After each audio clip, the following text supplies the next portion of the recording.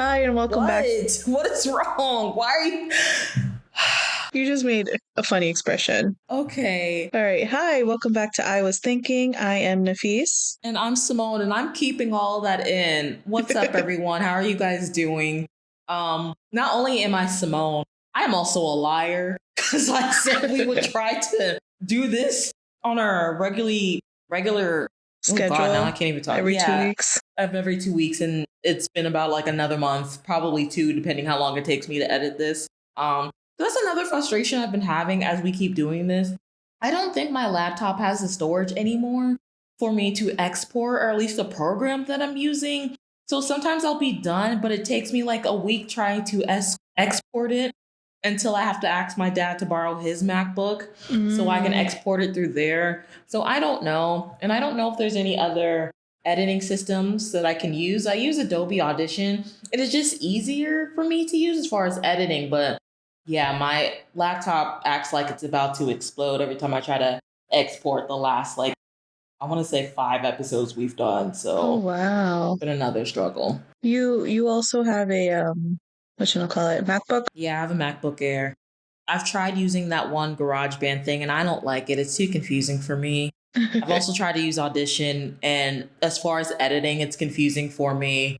So I'm not that tech savvy. Okay. Like, at all. And Adobe, I guess, is just very streamlined. So it's like, you know where everything is. Yeah, and it's just like easier. When I was trying to get into like entertainment, which we'll talk about in a few, it's one of the programs where it's like the standard program as far as like the industry. So it's still the standard? I believe so, yeah. Okay. Been the standard for a while. That's pretty cool. I mean, not really, because they're all on strike, but I guess now, yeah. But what's up with you? Yeah. Before we get into that, yeah, I'm fine. I'm extremely tired for 2 reasons. One, just because this week mainly, at work, at my new job and position, I'm still working part-time. But it's a lot smaller than when I was at the call center. So it's a really easy job. There doesn't need to be more people, but there's only 3 of us. And one of my coworkers is out because she had surgery. She'll be out for the month. So I've been going in and working extra hours to just, help, and honestly just to make some money. So that's been tiring. And then before we started recording, I was telling Nafees that my best friend Precious, I've mentioned her on here before, but her mom, she does my hair, and she's also is like really into cooking, and she's trying to get like a catering business started. So last night, her mom threw her sister a surprise party. Aww. I forgot how old her sister was throwing, turning. Guys, I told you I'm tired, so excuse me if I start saying words and stumbling a lot more. I think she turned like 35, but anyway, I helped out. At first, it was just for like volunteer work. I didn't think I was going to be like part of her team. It seems like after the night, she's trying to get like an actual team she may want me on. So I at least got paid for my work. Oh, but good. I'm tired from that because like I worked, like I helped in the kitchen, set up the food that they made, being basically a server. I was a server. And since I'm friends with them and been friends with them for a while, like afterwards, when everyone left, I stayed, I helped, I cleaned. Even when the other girls left, I followed them to their house and like helped them unpack everything. So it was fun.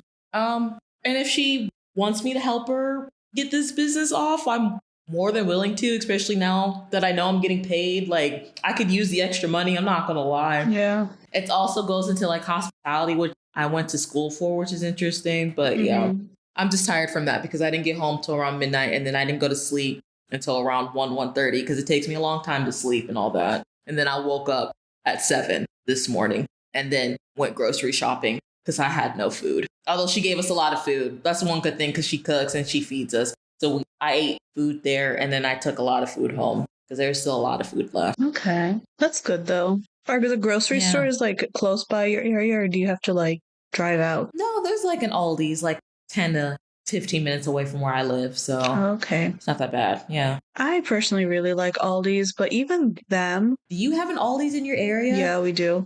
Do you shop there? Does yours have self-checkout now? Because mine has self-checkout. It does. Okay, I was wondering if it was all of them or just a certain amount of them. I don't know how I feel about that because it's also one of the things where they're like, taking jobs away from us. I mean, I don't know about your Aldi's, but mine already barely really had like registers, like cashiers. It was usually only one person. If they needed backup, the people from the floor would come and help like with backup. But now it's really just one person at a register and the rest are self-checkout and maybe one extra one in case it gets too busy. I just thought that was interesting though. Actually, now that I think about it, you're right. They'd always keep, at least for like the one that's closer to me, they always have like the one all the way in the corner open where you can do like returns or whatever. And then it's like the self-checkout, like you have a associate just monitoring the self-checkout area. But yeah, other than that, the registers are closed. Yeah, like the person who was at the only open register is also manning the self-checkout, at least at my Aldi's. Yeah. So. Well, that's quite interesting though, because Aldi's is already like a really tiny space as it is for like a grocery store. And then, yeah. But I wonder if they compensate for that by putting more people in the back or like doing the floor. See, I don't know. And I almost, before I got my job at the call center, applied to work there. And I know I got an interview, but then it was one of those things where like I had the interview, I thought it was going well. And then I didn't hear back from like 2 months. And then 2 months later, when I got a job, they're like, oh, we denied your application. Well, obviously I figured that after 2 weeks, maybe the 1 week that I didn't get hired. I hate when they do that. Yeah. At least be upfront. Like when I was applying for like teaching jobs, the principal would be like, if you don't hear back from us within like a week or so, then just assume that you did not get the job. Just assume you didn't get it. Yeah. But don't like contact me 3 months later telling me I didn't get it. I'm like, obviously. It's like, yeah. Especially when it's jobs like retail or something like that. Like the turnover rates are pretty high. So if I didn't hear back within a week, then I know I didn't get it. It's actually really crazy in Orlando because like my mom and I, where did we go? We went to a Home Gardens, I think it was. Do you know the store Home Gardens? Home Gardens? No, I know. It's typically like attached to like a TJ Maxx. That's called Home Goods. I'm sorry, not Home Gardens. That's what I was about to say. I was like, I know a Home Goods. I don't know a Home Gardens. My mind is everywhere today. Sorry. We both are. Should we be recording today? Because we seem to both be a little delusional. Right.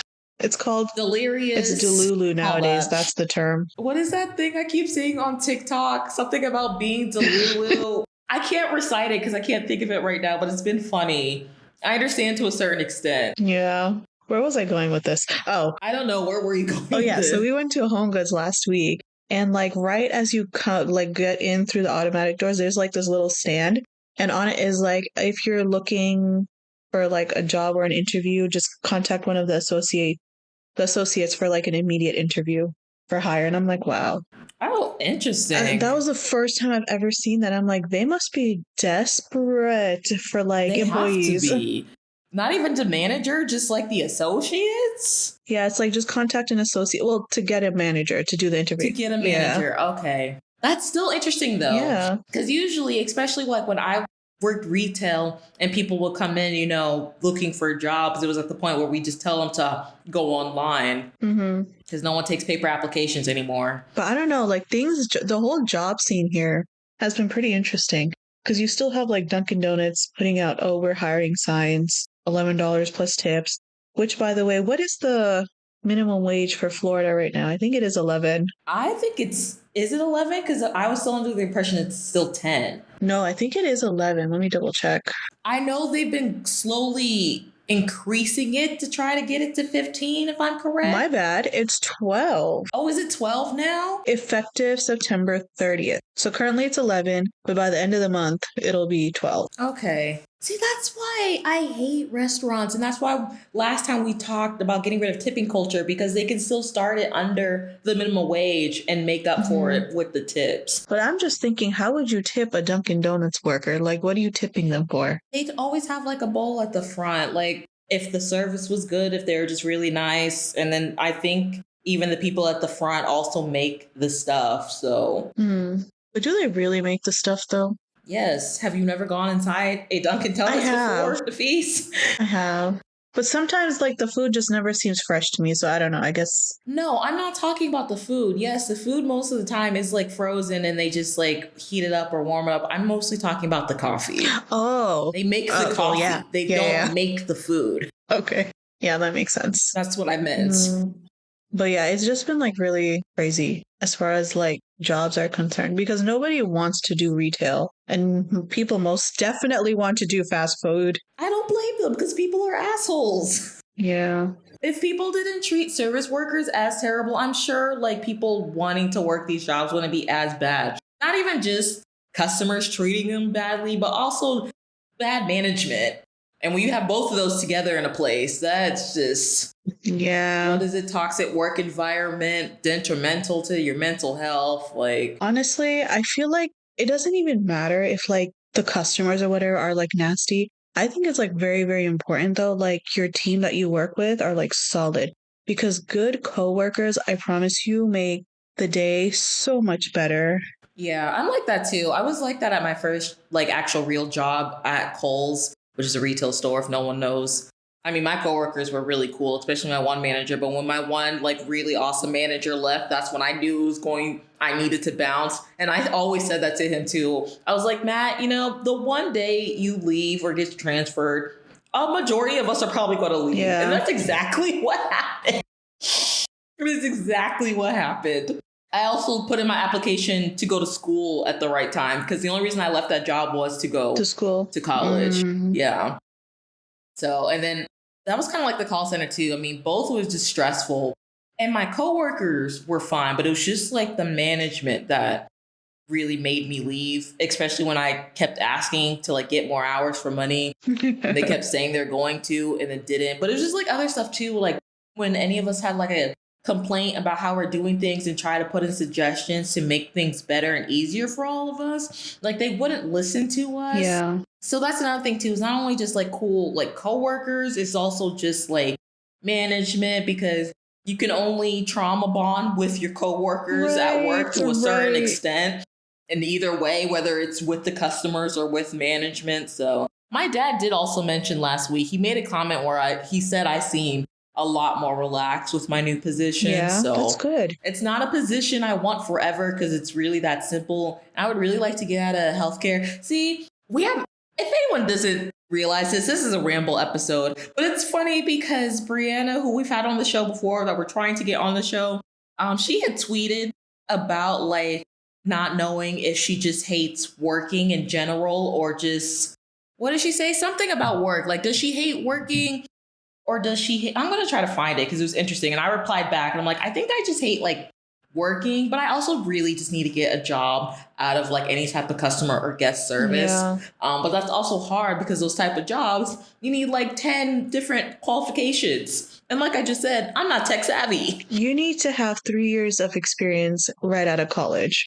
How are you going to do that? Which is not realistic. And I really wish these freaking boomers would understand that it's not like their time where they can just get out of college and go get a job and then work their way up. It's not like that anymore. We keep telling them that. Yeah. Not only that, it's at a point where those people that moved up can't even afford to retire because things are so goddamn expensive. Yes. So we're all stuck here. Instead of playing the blame game, let's try to find a way to help each other out. Yeah. At my school, it's so sad, but like the custodial like staff, many of them are like elderly people. I'm going to say elderly because they definitely are elderly.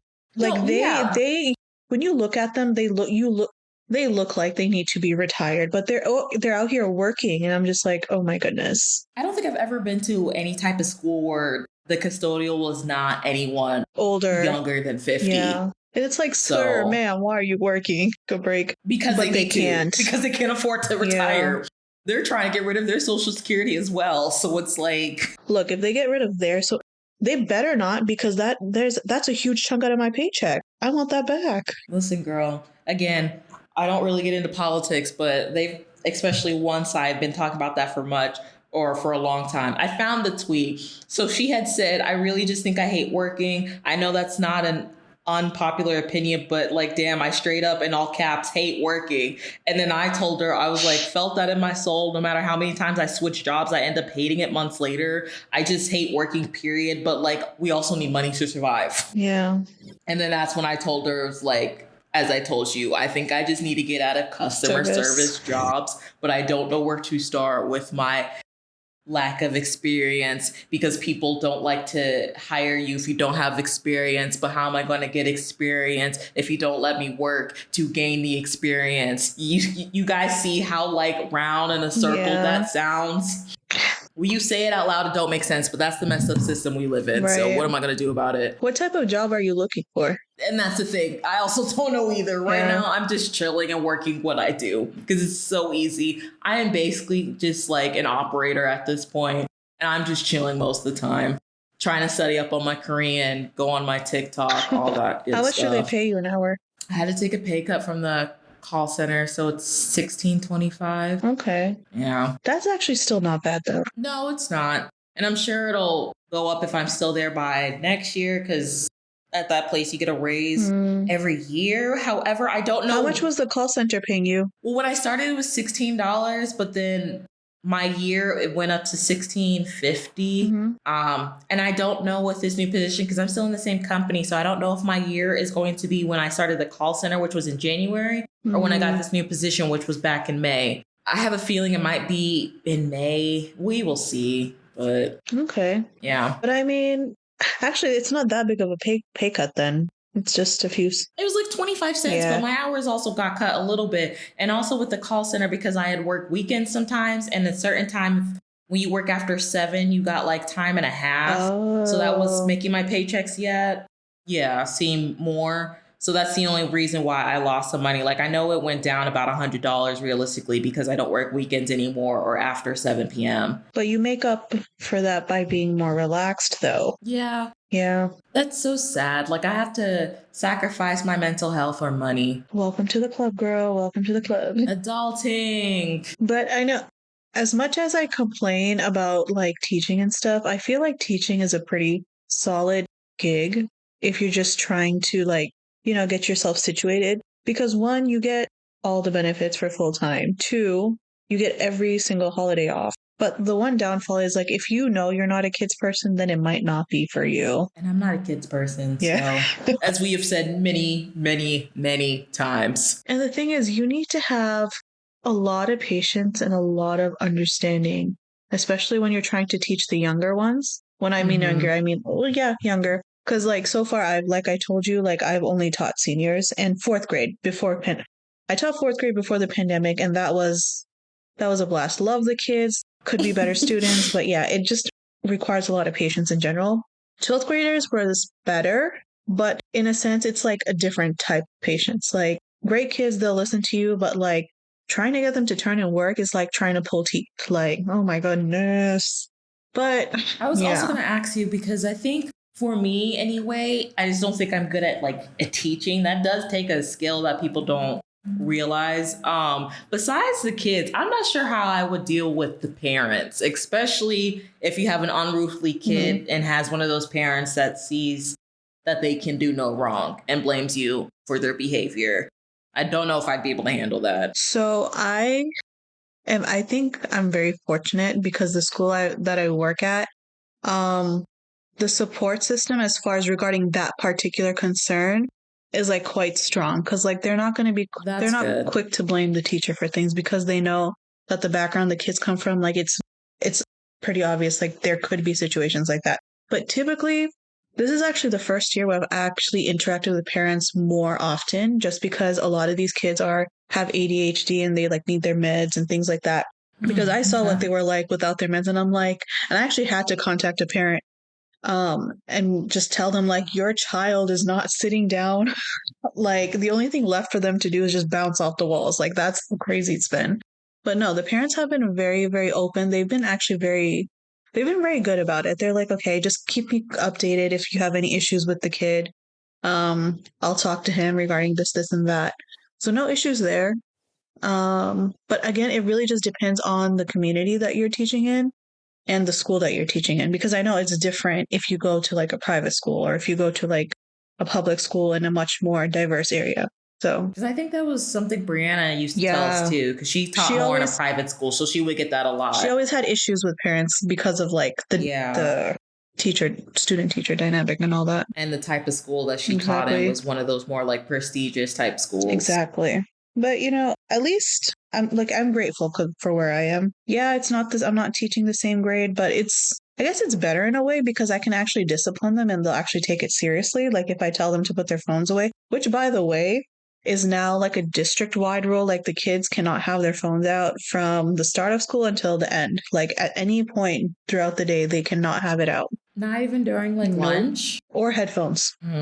Headphones is more based off of the teacher's discretion, but like cell phones for sure cannot be out. I'm going to be so honest. I know cell phones can be distracting. And maybe, again, this is coming from someone who does not have children or work at a school. I don't know how I feel about that, especially as we've seen through the recent years of things that have been happening at schools. And yes, I am talking about school shootings. Yeah. So it's like, I don't know how comfortable I feel to not have at least one child to have their phones in case, not even just to call their parents. No, they can have it. They just can't have it out. Like it can be in their bag and stuff.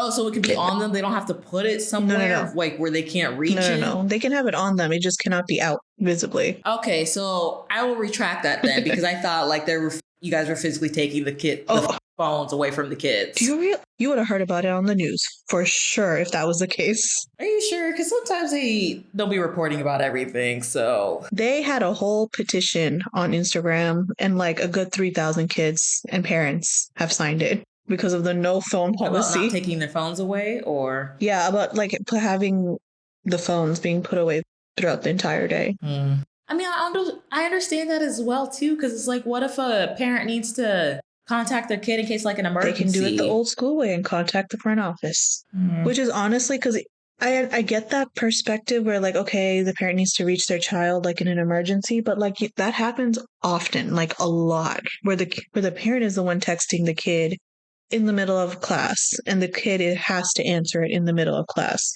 And they'll say it's an emergency, but it's not really an emergency. It's like, oh, can you bring my uniform for after school and things like that. But like, it becomes really distracting when you're trying to teach. I understand that. So it's like, just go to the front office, please. They'll let you talk to your kid, I promise. Okay. I mean, that makes me feel a little bit better now. So yeah. I was thinking it was something else. But that's why I was like, maybe it's because I don't work at a school or with children. So I don't really know.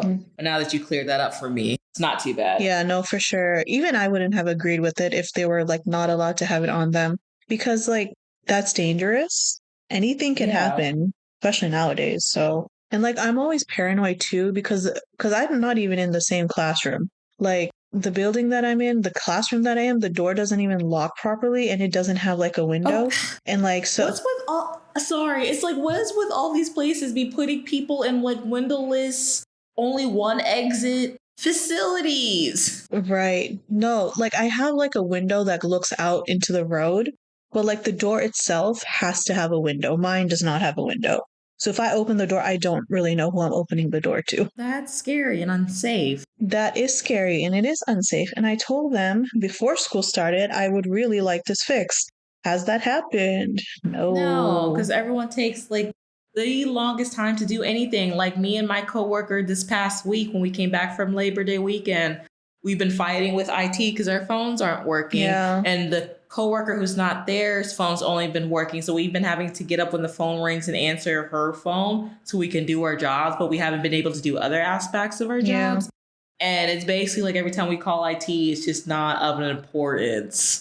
So it's like, glad to know you're doing your job. And it's like, I understand you have like 50 million things to do on a school campus. I get that. But like, this is a safety concern, you know? Yeah. So it's like, you can't really just ignore it. And they did come for like, because at first, my door was not even locking. And so I had like 5 different people try it because if I say the door's not locking and when they come, it locks, I look like a liar. So you kind of have to protect. It's so much politics for really stupid things. Yeah, I know. And so like I had the security guard try it. And then I had the lady who gave me the keys try it. And then they're like, oh, no, yeah, you actually have to get this fixed. And so the guy that came to fix it, he's like, oh, yeah, the barrel was messed up or something. So they changed it, but it's still happening. So I'm just like, I don't know. But yeah, I'll be sending a follow-up email because it's been a little bit more than a month now. So there's really no reason for them to say, oh, yeah, we're busy, blah, blah, blah. Because, I mean, you'll always be busy, you know? But that also can go with our continuation of, like, countrywide of being short-staffed. So I don't know if your school is having a short staffing issue or not. I know with us, like when I was talking about the phones, the IT is, so. Here's the thing, Simone. When you work for a district, you're not poor. You understand what I'm saying? Like you can send people to work on the roof. You can send people to work on this, and that, but you can't find anyone to fix a door. Being poor doesn't have to deal with the short staffing. It No, has I'm to. saying they can outsource their needs, is what I'm saying. Right, but if they outsource other places and those places are also short staffed, that doesn't really have to do with being poor. Well, yeah, not every place is going to be short staffed, though. A lot of them are, though. Not every place, but a majority of them are. I don't buy it. There's a lot of businesses here that they can reach out to. I don't. And especially if it's for a school related thing, and if you pay them well, I'm pretty sure they'll make time. I also don't know how that works as far as like you were saying, the politics of it, as far as like who they can reach out to and who they can. Is there certain type of contracts? Like there could be like a contract. The people thing. they reach out to don't work out to where they can't work for them, things like that. Yeah. That's why sometimes I'm trying to get better at not talking about or ranting about stuff so much, especially if I'm not that knowledgeable, because there's so much that goes into like the littlest things that we see that we don't know about. So I really don't know. I know it's annoying, but at the same time, I get what you're saying, but like it's not. What I'm trying to say is it's not hard to find somebody to do a job if it needs to be done. Yeah, I mean, and that's true too, because like we say, there's so many people that want to be working, and why won't they let them work? Who freaking knows? Yeah, I just don't. I don't get it. I mean, I do. But I'm complaining about my specific example, though, not in general. I know. Yeah, but I do hope you get your door fixed. I do too. It's such a stupid thing, right, to be ranting about. It's just like, you would think, like, that's one of the first things you would check before you assign somebody a room. But I guess not. No. I mean, other than that, though, have you been okay? So, as far as good? Yeah, I've been okay. And I've been thinking that maybe I might leave teaching too. Oh, really? Yeah. Not because I don't like it. It's just because, like, I've been telling you, I don't know if I've told you or not, but, like, I've always wanted to do medicine. And so just switch back to that. I think you went to school for that, right? Yeah, I originally went to school for that, but then because of the pandemic and everything, I switched over to teaching because that was like the quickest way to get a full-time job. Yeah, because I thought you were studying for that when I met you. Yeah, correct? I was studying for that. I still am studying for that. So yeah, I kind of want to switch back to that. And I just feel like the more I lean into this, the less I'll be able to do that. If that makes sense. No, it does. It's just kind of ironic because weren't you just saying like not even a couple of minutes ago, even in this episode, in this recording, how much you love teaching? I do. But it wasn't something I wanted to do like immediately. I wanted to do it like after I became established and all that. I get that. Yeah. But like, it's not like I'll completely leave it. Like I'll probably do like what I actually really want to do is online teaching because I really liked that back when we first had to do it in COVID. Because you don't have to deal with the shenanigans of a classroom and you can just focus on teaching. So if that possibility does exist for me, I would like to do that. If not, I might just work for another year or two and then like slowly shift back. I mean, I'm sure you can find something, especially with online teaching. And that'd be really cool. Like if you get your degree too, and when you get your, I guess, experience in your field, it'd be good for like colleges, depending on what you study for. Like you could teach an online class in colleges. Yeah. Oh, did I tell you? I teach ESOL now. I don't know what that is. English. Oh. Yeah, so weren't you teaching physics last year? I taught physics last year. This year I'm teaching environmental science in the daytime. And then in the afternoons, I'm teaching ESOL or like English to intermediate like adult students at the technical college. Oh, okay. Interesting. How's that going for you? I love it. Oh my goodness. Yeah. I think actually if I stick with teaching, I might just do adults, like teach in like a college setting. What is your like range as far as like the background of the people? Like what is their they're mostly Hispanic and Asian. Yeah. Oh, Asian. I wasn't expecting that. I was expecting the Hispanic, but yeah, it's Asian and Hispanic people mostly. I have one person. You saying Haitian? Yeah, Haitian with an H. I heard Asian. I have one so Asian. I was like, what? I have one Chinese person. And then okay, so Hispanic, Haitian. Yeah, and you're one Chinese student. One Chinese student, and then I have another one from Where's he from? Yugoslavia, somewhere like that, in that region. That's like somewhere like Europe near Russia, right? Yes, yeah, it's like in that region. I forgot the name of his country. But yeah, so they're the two outliers, but it's still relatively diverse. That's pretty cool. But yeah, but you know what really shocked me though is that a lot of the Haitian people can also speak Spanish. I'm like, wow. I thought in Haitian it was French, no? Or am I Yes, thinking yes, of yes. It's yeah, okay. their language is more French based. It is French based. Yeah. But it shocked me because a lot of them speak Spanish very fluently, and I'm like, oh wow. What is aren't well, I mean, I don't think their countries get along, but aren't they neighbors with the Dominican Republic? What does the Dominican Republic speak? Is that not That is Spanish? Spanish, yeah. That okay. Mm. So that would make sense. I suppose, but I don't know. I guess in my mind, I just felt like they only spoke Creole, or Haitian Creole. Yeah, No, I'm pretty sure the United States is the only country where if you're born here, you speak only one speak language. English. I am pretty sure everywhere else you would speak at least two languages. One of them could be English, but it's at least two of something. Right. And the thing is, like these students are like very, very smart because they were either like a policeman back in their place, or they were just doing something and they came here. And now the only barrier for them really is just the language. Other than that, like they have the credentials and everything.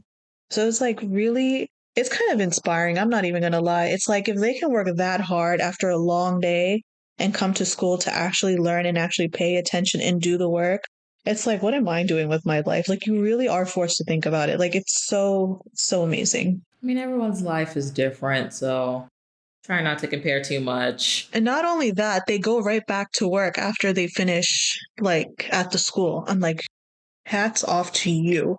Yeah. Hats off to you. So that just shows you, like, if you have the motivation to learn and do what you need to do, you can do it. Oh wow. Motivation and will. Yeah, willpower. I think willpower more than anything. Yeah. I want to say resources too, but I'm not really sure about that. Because resources, as far as like privilege to access of resources, does help. But I mean, there's also been stories where people, like we're saying, if you have the willpower enough to find those resources or use the lack of resources they have to work with what they're given. So I'm not sure. Yeah. Yeah, I can't speak for every student situation, but I know for the ones in my class, like in the evenings, like they really are pushing every minute of the day. And I had one student tell me the other day that he's working 2 full-time jobs. How do you do that? I asked him the same thing. I'm like, how are you doing this? He's like, I'm not getting any sleep. I'm like, naturally. Yeah. Naturally. So yeah, like, so this is basically his schedule. He starts at 9 a.m., comes back at 7, right? And then his night job starts at 9 p.m. or like 10 p.m. and he works till 7 in the morning.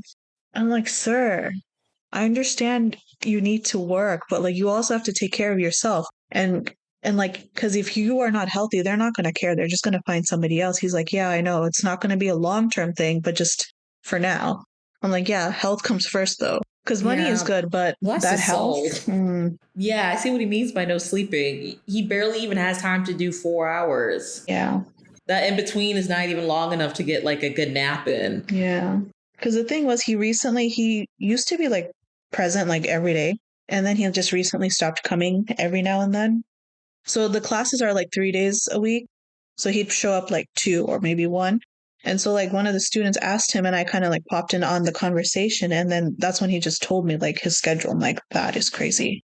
That is crazy. I wish people didn't have to work like that to survive though. I know. And I'm like, this is so sad. It's greedy ass corporations. Do we want to talk about what we initially was going to talk about this episode? We rambled for a very, very long time. I know this whole concept is to ramble, but yeah.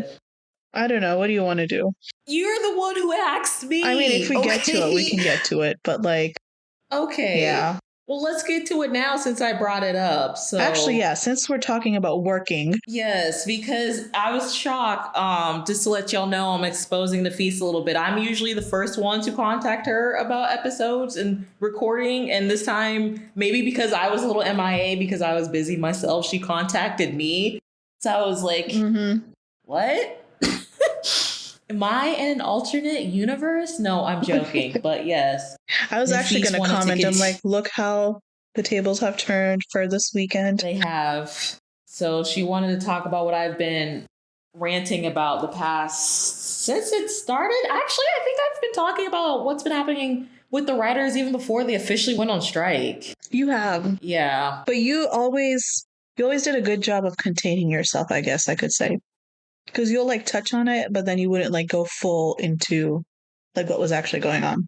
Because I mean, things were still happening. And like I said myself, I'm still trying to research what's happening just so I can keep up. I'm gonna just go ahead and say this now too before we get too into the topic. I think the reason I wasn't contacting you as well is because a lot of our contact now has to do with like reviewing TV shows and movies. Oh yeah. And like I know we do mainly international shows and like mainly Korean ones because we have tried to do ones like from American, which don't get that much listens surprisingly. Really? I don't even think our Falling Christmas one that we did last year is even at like 10 listens. So I had a feeling that wouldn't get much though for some reason. I just knew. Yeah. But I'm just saying, like, in general, I know it's like international content, but like, I don't want to feel like I'm still doing this and like disrespecting in a way the writers and actors, like, not wishes, but like for people to, at least the public, to take them seriously. So like the corporations, I mean, they have their own greed to get by for that, but to also take them seriously in their demands. But we also don't make like money from this. We're not paid by like any sponsorships or like corporations, so we wouldn't be scabbing. I know you don't know what scabbing means. Scabbing basically means like crossing the picket line, and by crossing the picket line is like taking payment for any type of entertainment like content. So like doing any type of promotions. If we were like influencers, because that's what a lot of influencers right now are getting in trouble with, like signing up to like do any type of production work since you're not part of the union, so like you don't have to follow the union rules, things like that. So I don't know, I've been conflicting internally on that for the past 2 weeks, actually probably since our last episode. So I know we're small, like I said. Thank you for the people who also listen to us. I'm going to say that. Also, I don't think Nafees knows this, but thank you to whoever rated us some stars on Spotify and Apple Music. It's only 2 stars, but it made me cry a little. I'm like, oh, people actually really are listening to us. They gave us 5 stars, so we appreciate it. I appreciate thank you it so much. But yes, because I want to stand in solidarity with them. Yeah. So, like I said, I wanted to do this. And another thing, too, because I don't think you listen to our episodes, do you? Not really. Yeah, you don't. Of course you don't.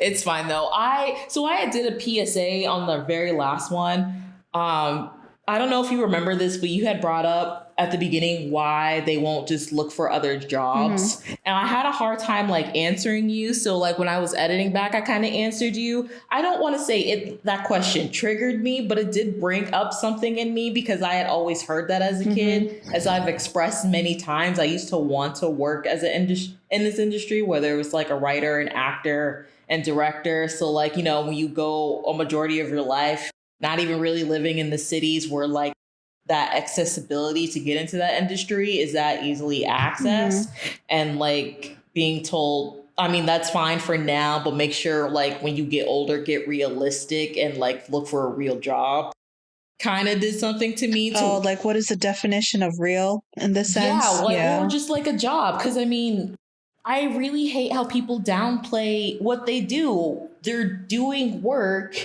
and getting compensation for that. Is that not the definition of a job? It is. Exactly. So why do people keep saying what they do is not a job? Not just you, but... Is that what I said? Or did I say, why aren't they looking for a different job? You asked why aren't they looking for a different job, but I had also brought up, I don't know if I told you this, but even while they were working before the strike, many of them do have second or third jobs to survive. So a lot of them are doing jobs like we're doing, like the retail, grocery shopping, Uber, whatever you can think of. I just lost my train of thought. You were talking about real jobs, like why people ask why they don't do it. Oh, yes. But it's also hard because I don't know if you know how many people work in these industries, but say it's like roughly 100,000 people. it's not possible or realistic for like those hundred thousands of people to find other jobs in like the 2 or 3 months that they're waiting. So are they all in California? All these writers? California and California and New York. Okay, that's where the majority of them are. There's an East Coast Writers Guild and there's a West Coast Writers Guild. I think California, though, is just taking kids because that's technically... Oh, and I think Atlanta, too, because Atlanta, over the past couple of years, have become a hotspot for, like, filming movies and TV shows. But I know since LA, since, like, the beginning of Hollywood, was always, like, the main base, and they're taking the biggest hit because that's where all the major, like, corporations and studios are. And then, like I told you last episode, it's not just the actors and writers that are on strike currently. I'm pretty sure like hotel workers are still on strike. There was other strikes that were happening too that had to deal with just like city work, like sewage work or like housing work, things like that. There was another one. Yes. And then, I know when I complain about animation, the voice actors are trying to get some type of union so they can go on strike. Because they're also underpaid and underrepresented. The VFX people that make like special effects for movies, like think like Marvel movies and all that, they are trying to get an authorization to go on strike because they are also very underpaid. It's just no one is paying these people. Who would they get authorization from? I don't know how that works. I think they have to put in like legal. I don't really know what authorization means. I think they have to like put in legal reasoning to like the government of why they should be a union. So they need to form a union first. And when they form the union, because they don't have a union right now. They're trying to like a legitimate reason of why you think you need one. Like you need that type of protection. Yes. Okay. Makes sense. Yes, why you need that type of protection. So first they're trying to at least just build a union. And once they get the union, then they can go on strike. Oh, no, but I'm glad you brought that up because with that question, I wasn't trying to like offset what they were trying to do. Yeah, and I know you weren't. I said that too. I guess like what I was trying to say was like, while all of this is happening, I think my point was like, if they were doing a different job, it would kind of send a message that these corporations are not as important without them. So like basically just to show like they'll be fine whether the corporation exists or not. Does that make sense? It does, but it's like it's a long shot type thing. But like, yeah. Yes, I'm gonna be so fucking honest. I think a lot of these CEOs' heads are still up farther asses. They can't see that because they're still trying to find ways to not pay these people, as we know from the CEO. No, Warner Bros. Has seen it because I was reading an article, and apparently they lost like because of the strike. They lost. They normally make like 800 million. Let me go to the website actually, so I'm not misquoting. I think I know what you're talking about. So according to CNN.com, Warner Bros. Discovery says actors and writers strikes will cost up to $500 million this year. So they already lost 300 million. Okay. So they do see that it's a problem, but what they're doing, nothing. Yeah. It has been announced that Disney and Hulu are literally raising their prices again. What? With no new content. Did you not know that Disney Plus is going, I think, $17.99? Let me search this up because that's been the talk this whole week. Not only that, I don't know what cable. Do you have cable? No. I haven't had cable in like years. Well, because of the apartment complex we live in, and just because my dad, I'm not trying to call him old, but he still likes his cable. Let's say it like that. So we have Spectrum. Have you not heard that Disney has pulled their programming from Spectrum? No. They pulled ABC. They pulled ESPN. I don't even know if Disney's on Spectrum anymore. I don't turn on the Spectrum app to see. I wouldn't be surprised if the Disney Channel's not on there anymore because they were trying to raise prices. So what is on cable? I mean, everything else like Nickelodeon. I'm just talking about what Disney owns. They have pulled their programming from. So that means National Geographic is probably not on there either. You know what? I actually don't know. I would have to check. Because, Disney owns basically everything now. Yeah, they have their own National Geographic on Disney Plus, so I wouldn't be surprised if that.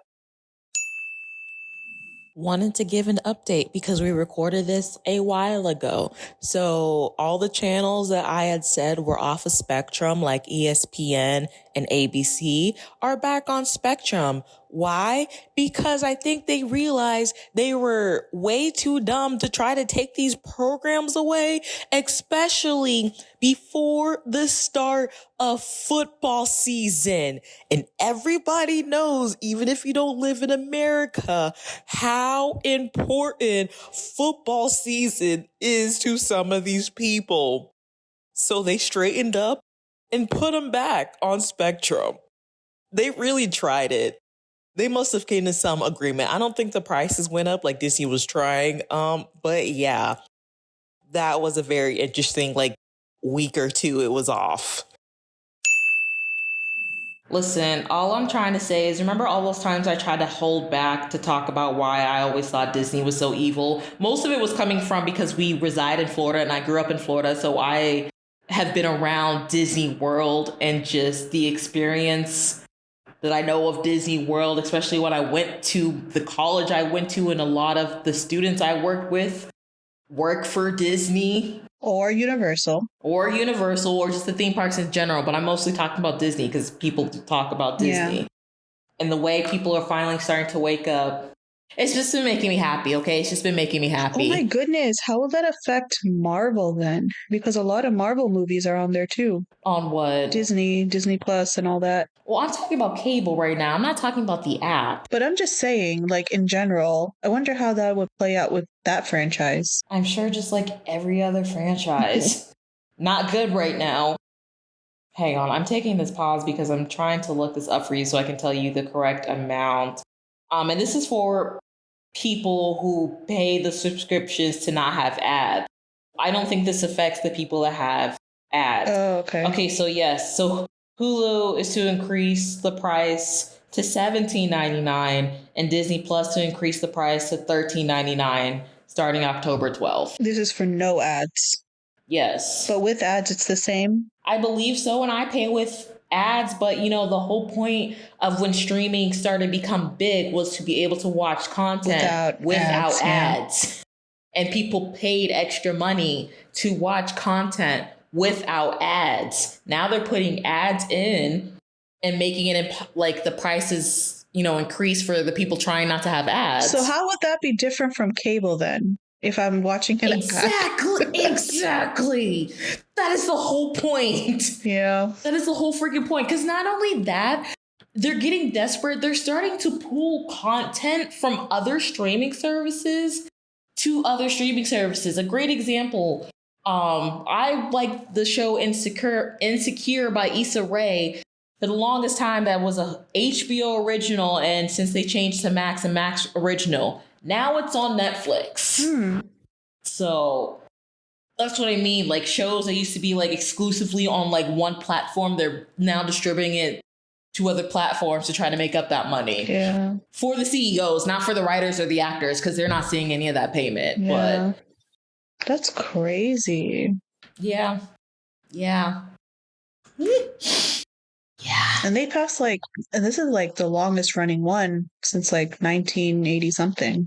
Was there another strike in 1980s? There were two, I think. Because I know, at least our generation, we all know about the one with the writers that happened in 2007, 2008 before the recession, but it didn't go past 100 days. And this is not the first time, but this is the second time writers and actors have been on strike. But I don't remember the year. What year was Ronald Reagan in office? I want to say 1980s, but I could be wrong. That was the 80s? I think so. So that was probably the last time they both went on strike together, because apparently Ronald Reagan used to be in the actors union. I didn't know he used to be an actor. Yeah, so the longest writer's strike of all time lasted 154 days and took place in 1988. Okay. Because he was the president, apparently, of the SAG-AFTRA during that one. Yeah, apparently in that one, people lost their homes because of how long it took, and it cost the industry $500 million.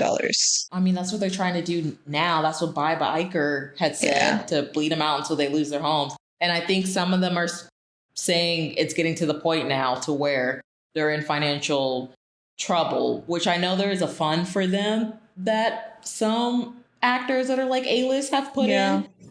it's the least they can do to help people to get them to that status. Yeah. But That's wow. Especially for the medical, because remember how last time I was telling you about the medical, like a lot of them don't make the minimum for that. So a lot of people's health insurance are in trouble also. Yeah. And I think in California, I was reading up, they're trying to either get a law passed or something passed to help them to where, because of the strike, they can build some type of like medical fund. Kind of like if you're like on unemployment. I think they're trying to get something like that. As far as I know, only in California for writers and actors who are going to lose their health insurance or don't have health insurance, so they can still have it while they're on strike. I don't know how that's going. I just remember hearing something about that. Okay. That's interesting. Yeah, like you were saying, social media influencers, from what I'm reading on Forbes.com, they're also being affected too. Like if they accept work from SAG-AFTRA, like SAG-AFTRA, that's how you can pronounce SAG-AFTRA. it. If they accept work from like blacklisted studios or streaming services during the strike, they will also be like affected too. Yeah, because I mean, that's not a good look, especially once the strike's over. And if you're trying to become an established actor, a majority of them are in the union. Yeah. So no one's going to want to work with you if they know you went against the union.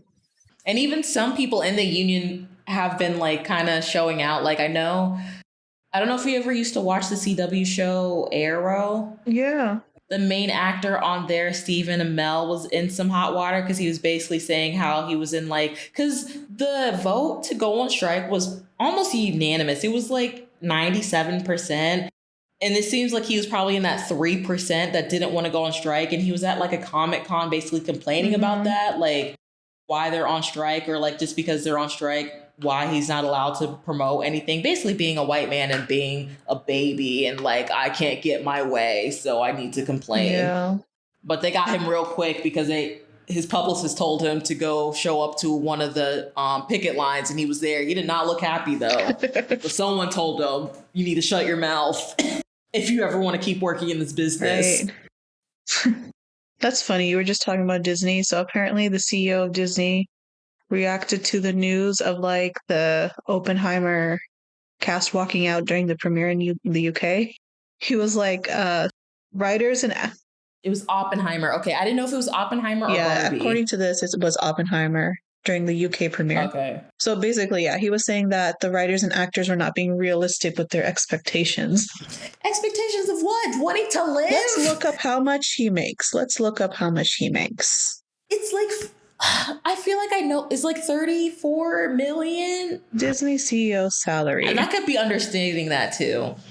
Or maybe it's 300 million. So he earns $1 million a year base salary. And apparently he also gets an incentive award of a target value of $25 million each year. It's like, what do you... I will just never understand, and maybe because I don't grow up in the world, like, what is the point of hoarding all that wealth? Right. And again, what people keep saying, they're not even asking. The writers and actors are asking for like 0.3 of the portion that they make to be able to survive. Right. It would not hurt them in the long run. No. Of the millions that they make. No, it would not. They shouldn't be making that, in my opinion, but that's a conversation for another day. I don't know. But like, according to... Apparently Warner Bros. Tried to reach some sort of deal with them by increasing the pay by 20% and all that. But I don't think they took the deal. Yeah, one thing I will give the union up for is what they're asking for, they're really trying to stick with it. So I'm happy they're not trying to. And honestly, good for them too, because like... Exactly. If they don't stick it out now, they probably will not take them seriously ever. And especially with AI, that's going to be sticking around for sure. I am so glad you brought that up because I was about to get into another rant where like, I think I've said this before and it's getting more as I've kind of been getting more into music because I was never really a music head lately. Something about the music industry, when you really look into it, is just so dark-sided to where unless you're really in it, I don't think the public will understand but it's also so dark-sided to where it's easy for them to silence you compared to like if you're an actor or something. I think they also, if there's any way possible for them to try to get a union, they need to get on that and also go on strike, because there was a point where I guess like Grammy nominations are about to be revealed soon. And someone, I don't even know if it was revealed who did it, but someone had like put in an AI cover of Drake and The Weeknd, like for a Grammy, and they were considering like letting it be a nomination. Really? Like neither Drake nor The Weeknd sang it. It was an AI cover. I forgot what song or whose song it is originally. And they were almost about to let it until the CEO of the Grammys had to be like, we can't accept this. It was about to be like in consideration for a Grammy. That is wild. Yes. The fact that the CEO had to step in and be like, guys, no, we cannot accept this. Music, I don't know what y'all need to do. Y'all might need to go on strike. This is for American music. Honestly, too, this is for K-pop. Like, I'm just going to say it. K-pop needs to go on strike. I don't know how Korea works, how their law works, how easy it is to get unions. And this is why I keep saying I need kids to stop debuting as idol groups, because that's one reason they can get away with it, is because they're so young, they don't know better, and they're signing contracts they don't understand, especially depending on like their parents, even if they try to let them be idols out of love to let them follow their dreams, or if they're against it and cut off like contact with them completely. It's just a slippery slope. It's really easy to manipulate people when they don't know what they're getting into. I've said this before. That's kind of how like Megan, that's why she was having so much problems with her label until she was finally able to leave them. I'm also bringing this up because that whole case with that one girl group that was starting to get popular from that song Cupid 50/50, they had lost their case against their company and now they're basically stuck there. And then in my mind, I'm like, you know, these girls don't want to work here, regardless of anything that's coming out of like mistreatment and stuff. It is very obvious if they try to, if they try to countersue you, they do not want to work with you anymore. Why don't you just let them go? You're already in the process of trying to get a new girl group. Just focus on a new girl group, even though I'm terrified for those new girls that you might get. But just let these ones either go on about their career, either continuing as like idols, or just go back into the public. Like, they don't want to be there. Let them go. What is it benefiting you to holding them onto the contract, ruining their lives, having to pay you all these debts and debts they're probably in from the legal fees they had to do from a case they just lost? Like, I don't get it. And it makes me so upset. Like, I feel so bad for them. And I know nothing about these girls. It is sad. And I think their only song was that one, the Cupid song, right? That one became popular. I believe they've had songs before, but that one really like put them on the map like that, especially because of TikTok. So, but they were still a fairly like new group. I don't think they were around more than like a year or two. So they were still very new. That's unfortunate. Yeah, and it's just like the continuation of like with New Jeans too. I was always worried about them. I like their music. But something about every time I see like them at fan signs and all I see are like grown ass men in their 30s and 40s, I really want to be like, please get away from these girls. Like, why are you here? Why are you here? You can't even use the excuse like my child likes them. Where's your child? It's you and 50 other grown ass men here. Where's your child? You should have brought your child here for them. Yeah. Stop being creepy. Yeah, that is true. Ugh. Especially since they actually look their age, too. The youngest is what? 15? How old is the oldest? I don't think any more than 18. I don't know that much about New Jeans. I still don't know all their names. I know none of them are older than 19, though. I think the oldest may be that one girl, Danielle. And she's either only just turned 18. I don't believe she's 19. So, yeah. I don't know, man. I don't know. Well, at least they're doing well. I don't know. They're doing well, though. I mean, yeah, that's good for them, but still, again, I don't know. And then now, since we're on the music thing, because I don't know what's happening with Hype. Like I said, no matter how much of a BTS fan I am, when it comes to corporations, I can still have my own opinions. And I know since they're trying to expand to like the American market and Hype America, I don't know what's going on with Scooter Braun. We all kind of side-eyed like when they announced he was going to be in charge of Hype America. Because when I was reading through some articles, it's like the reason they chose him was because of the clients he managed at the time, like Justin Bieber, Ariana Grande, a few more, and they're all like leaving his management. And there's confusion of like, are they leaving because he's not being a manager of artists anymore and he's focusing on being the CEO of Hype America? So if he's the CEO, he can't like personally manage their careers, even though I don't know how well of a job he was doing. I don't think it was that great. Or are they leaving because some shit about him is about to come out? I know he got into it big with Taylor Swift, where she had to redo all of her songs that she made with him. Yeah. I mean, but Demi Lovato's also doing that too. If you haven't noticed, she's taking like a more rock, like ass with her music, but she's redoing old songs and just making them rock. But it's the fact that she's redoing them also makes me question, is she doing it for the payment thing as well? Like Taylor Swift had to do. Oh no. But at least we have like a common denominator, which is him. That is the problem. Yeah. If it is him. Like if it's just him, I don't know. I don't know. It's just been interesting. I can't even get on here and try to talk about like BTS and get giddy, because that's probably gonna set me on a whole nother rant. Just because I know online spaces and like real life be different. But every time I get online and just be seeing the way this fandom has been lately has been making me want to pull my hair out. Oh, what happened lately? I haven't been following. Girl, what hasn't happened lately? I don't even know where to start. I also don't know where to start because it's already just been talked about. So I don't know if I want to bring them up just for my own sanity. I mean, I could tell you recently, people won't leave Jungkook alone. Apparently he was in California. And I don't know if it's stalker fans or because, you know, our paparazzi and like the paparazzi culture is different here than like over in Korea. But people are getting on him because someone had recorded him outside smoking. Really? It's not, but it's like I said this last time we recorded, especially when it comes to entertainment.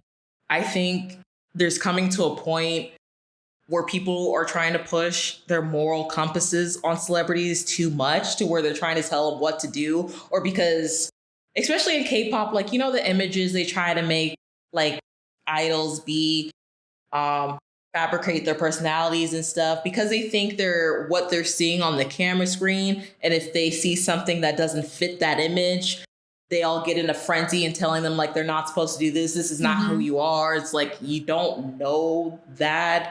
So whatever moral compass you have, if the people you were like quote unquote standing or like is not fitting that, I'm going to need you to just leave. Yeah.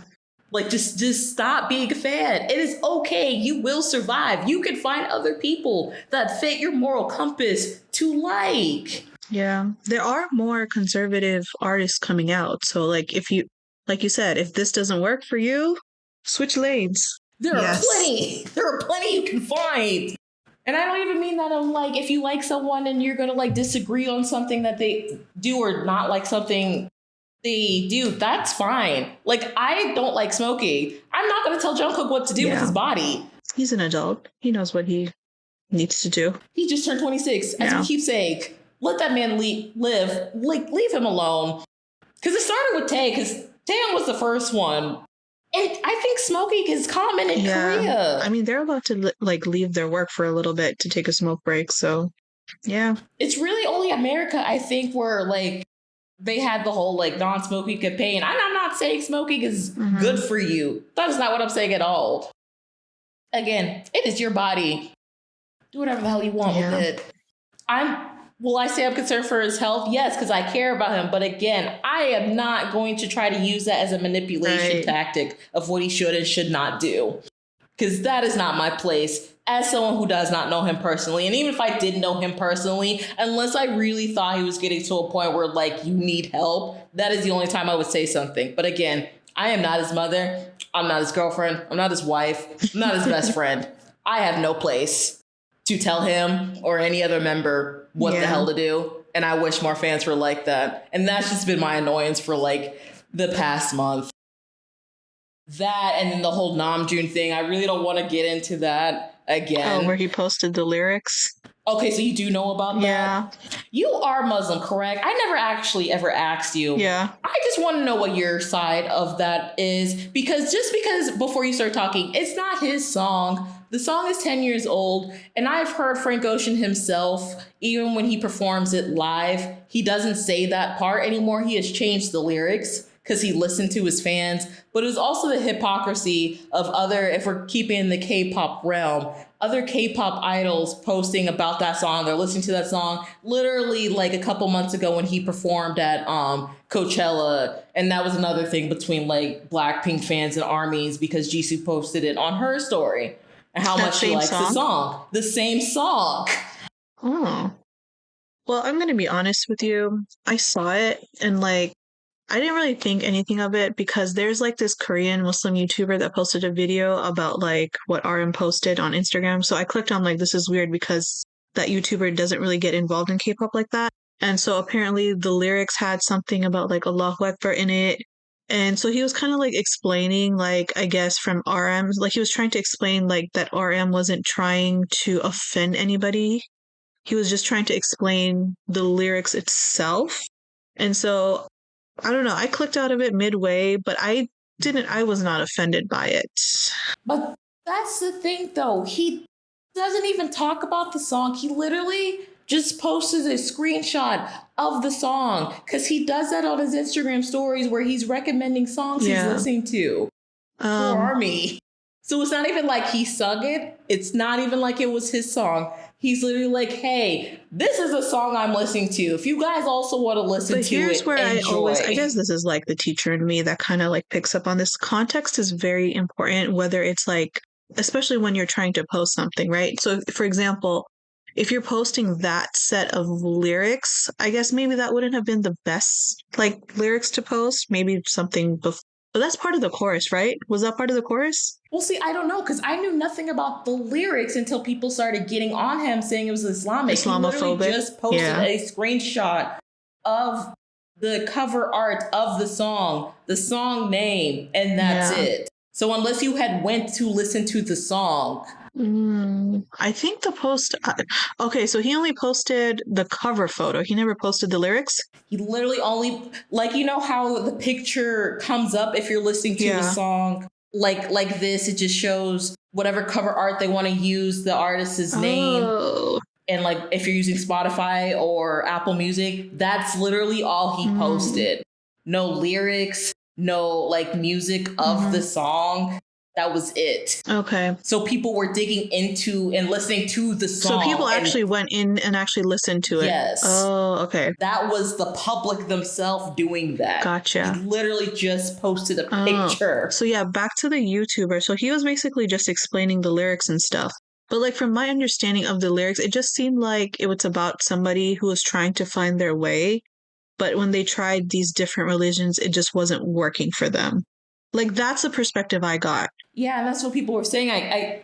Because I don't listen to Frank Ocean, so it's like, I wouldn't have known. But people were saying it's like about either unrequited. Am I saying that word right? Unrequired? No. Unrequited. You had it right the first time. Okay, unrequited love, or like also maybe his struggle, because, you know, Frank Ocean is a gay man. So like loving someone and maybe them not accepting like their own sexuality, and like Frank Ocean feeling played. The only part with that lyrics, from my understanding, is because he was saying his taxi driver was Muslim. So that's why he said that to him. You know what? I'm actually going to look this up now because I do not want to say the wrong thing. What is that song called? Frank Ocean? That's fine. I'll just type. Was it Bad Religion, I think? It's called Bad Religion. No, it's called Bad Religion. This is why I want to get it. And like he did go on a V Live because someone was spamming like he needed to apologize. And like in English, he said he's not apologizing because that was not his intention to offend anybody. So, but that's just what I mean. Because no one would have been saying, this is my thing about like some fan culture. It's not even just with K-pop, but it's like in general. It's like a lot of people, unless that person, like artist, is being blatantly obvious about their views and like political views and talking about it, they will bring up things they may or may not do and use it like against them. I'm trying to figure out how to word this. Okay, so I'm reading the lyrics now, and there's a few. I can understand why they got upset, because if you don't really read deeply into the lyrics, it can seem like it's talking about Islam by itself. Because one, it says bad religion as the title, and two, it's directly quoting Allahu Akbar. But my takeaway from this is, and I'm looking at the line that says, if it brings me to my knees, it's a bad religion. So that could be really any religion that involves prayer. So it's not just Islam. It could be Christianity. It could be Judaism. Right. Any religion that involves some sort of like movement in prayer. Which I'm pretty sure is all of them, right? I think so. Not sure. I don't know either, and I don't want to be like... But I know the monotheistic ones does involve moving, right? Because when you're Christian, you're on your knees and you're doing like the prayer thing. In Judaism, you have that, and also in Islam, you have that too. So those are all the bigger religions, correct? Yes. So I don't think it's necessarily Islamophobic, but I think it's just talking about all the religions in general. And how it didn't really work for them, and that they don't believe in it. And I can see why RM likes it, because he's an atheist, correct? So I can see why he resonated to this a little bit. I think so. I don't know if he's ever said he's an atheist, but I think a lot of them said they don't really fall under any type of religion or religious practices. So. But I can see why he resonated with it. I don't know. I guess my opinion is a little bit more broader, because everyone can have their own opinion about a religion. Like, you can tell me Islam is bad, blah, blah, blah. I won't see you any other way, because that is you're entitled to your own opinion. However, if there is a difference in like how you talk to me, how you respect me, then that's a problem. But like, you can hold your own opinion. Like, that's where I stand with that, I guess. Exactly. But for the people who were offended, I can understand why. But it's just a matter, I guess, of reading into what he's trying to say. And I also said that because, like, girl, I'm on TikTok, girl. I try not to talk about anything too serious, but like, I will never tell anyone, especially as a Black woman, just in this world, I will never, from firsthand experience, tell people what they should be offended by and what they shouldn't be offended by, because we are not monoliths in our races and our cultures and our religions. So everyone has different views because of those experiences and the way they live their life of what offends them. But what pisses me off is that not being able to actually have decent conversations about these and trying to come to some middle ground, because like what you just said, if you were like online and said that, I promise you someone would have like 100%. either commented to you or try to say something where how you're wrong, this is offensive in all the ways, and like something about you're not a true Muslim. Someone had said that to me, even though I'm not Muslim. They told you you're not a true Muslim? How dare you, Simone? No, they said people who... I mean, I'm not, but no, they said people that weren't offended aren't really true Muslims, and they're like disrespecting their gods, and like they see their idols higher than their gods. I'm like, okay, hold on now. That's why I quoted that one line, because that one line gives it a little bit more broadness or flexibility. I try to see the bright side of things when it comes to like politically nuanced things like this, which is crazy because it's music. It shouldn't be politically nuanced. Thank you. But here's what I have to say to this, because it's like my people that are offended. If you are offended, I understand why you're offended. But now that you know that this is somebody he likes to listen to, find another artist. RM is great as BTS, but if you don't like him as an individual soloist, it's okay to not like a member of BTS. It really is. You can find somebody else to listen to. And either way, it's okay. It's okay. I just wish it was so simple, because I've literally been trying to preach the exact same thing you said. It's just like, just please. Yeah. It's annoying because I know there's some people out there who is making all this noise and all this fuss, but at the end of the day, when they come back for that tour, I'm going to have to fight them for tickets. Oh, the hypocrisy is real. The hypocrisy is strong. It's strong, and that's, oh my God, that's the one thing that annoys me the most out of anything, is just like hypocrisy. Yeah. If you're going to say something and stand by that, do that. I understand of having a change of heart when you learn something, but it's one thing to say something and then do the opposite, but you still stand on what you said that's opposed of what you're doing or what other people are doing. And it's like, didn't you just say like this was evil against whatever you believe in? I'm confused. What is going on here? No, but like now that I'm actually thinking about it a little more, like the people who have been offended, I also kind of understand where they're coming from because just because of the history with Islam in like basically every area of the world, they're always attacked first. Yeah, So, and especially after 9/11 yeah. here in America. So trust me, I understand that. So it's like it's like it can trigger certain people, and I understand why. So, and especially if it's coming from an artist that you look up to, that you adore, like I understand. But this is why, not to be like that, but this is why I keep saying we have to find new ways of like looking at the celebrities and still realizing they're human, especially if they make a mistake or a not so mistake, but it starts like controversy and not huge. I'm talking about little controversy like this. I'm not talking about like what's happening with like Danny Masterson from that 70 shows as of now. That's something completely different. But yeah, we just have to find a new way of looking at them, to be honest. And I don't know what that is to where we're not completely like massacring them and everything that they do and like nitpicking everything they do, but also if they do something, it doesn't affect us that much, you know? But knowing people are different, like I can still like you and like your art. I don't know. I really don't. It's a big question I've been asking myself, especially getting into like a fandom. And I never thought in my entire life I would get into any type of musical fandom. But yeah. Because I've always had that view. So like it's easier for me to say that because I've always been like that from the jump, even being in BTS Army. Because sometimes some things I say, I'm saying it jokingly. I hope people realize sometimes, like I said, sometimes when I be sarcastic, I don't know if people know I'm being sarcastic or not. But still, I can still enjoy their music. May not agree with everything that they do or say. But it's not enough for me to like leave. You know, it's just hard. It's hard. It's hard, and I don't know how to navigate it. Have you read the lyrics though? I've seen people in like videos of like people breaking them down. So not even just like non-Muslims, but like Muslims themselves. So okay, because I'm reading it, because it's like if it brings me to my knees, it's a bad religion. Again, like I said, it could be any of the monotheistic religions. This unrequited love, to me, it's nothing but a one-man cult and cyanide in my styrofoam cup. That immediately rings a bell to that one cult that tried to like kill themselves on that one island. And Suga also sampled from one of their speeches. Do you remember? And he got hate for that.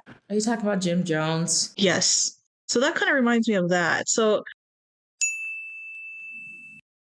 Okay. So I was not sure if I was going to talk about this, but Nafees brought it up. And I was correct. We didn't talk about this when we initially started the podcast because I think we started back in like November of 2020 and all that happened during the summer, especially the peak of when George Floyd was killed. Now, what I stated is true, and that's what I had believed when the incidents first started.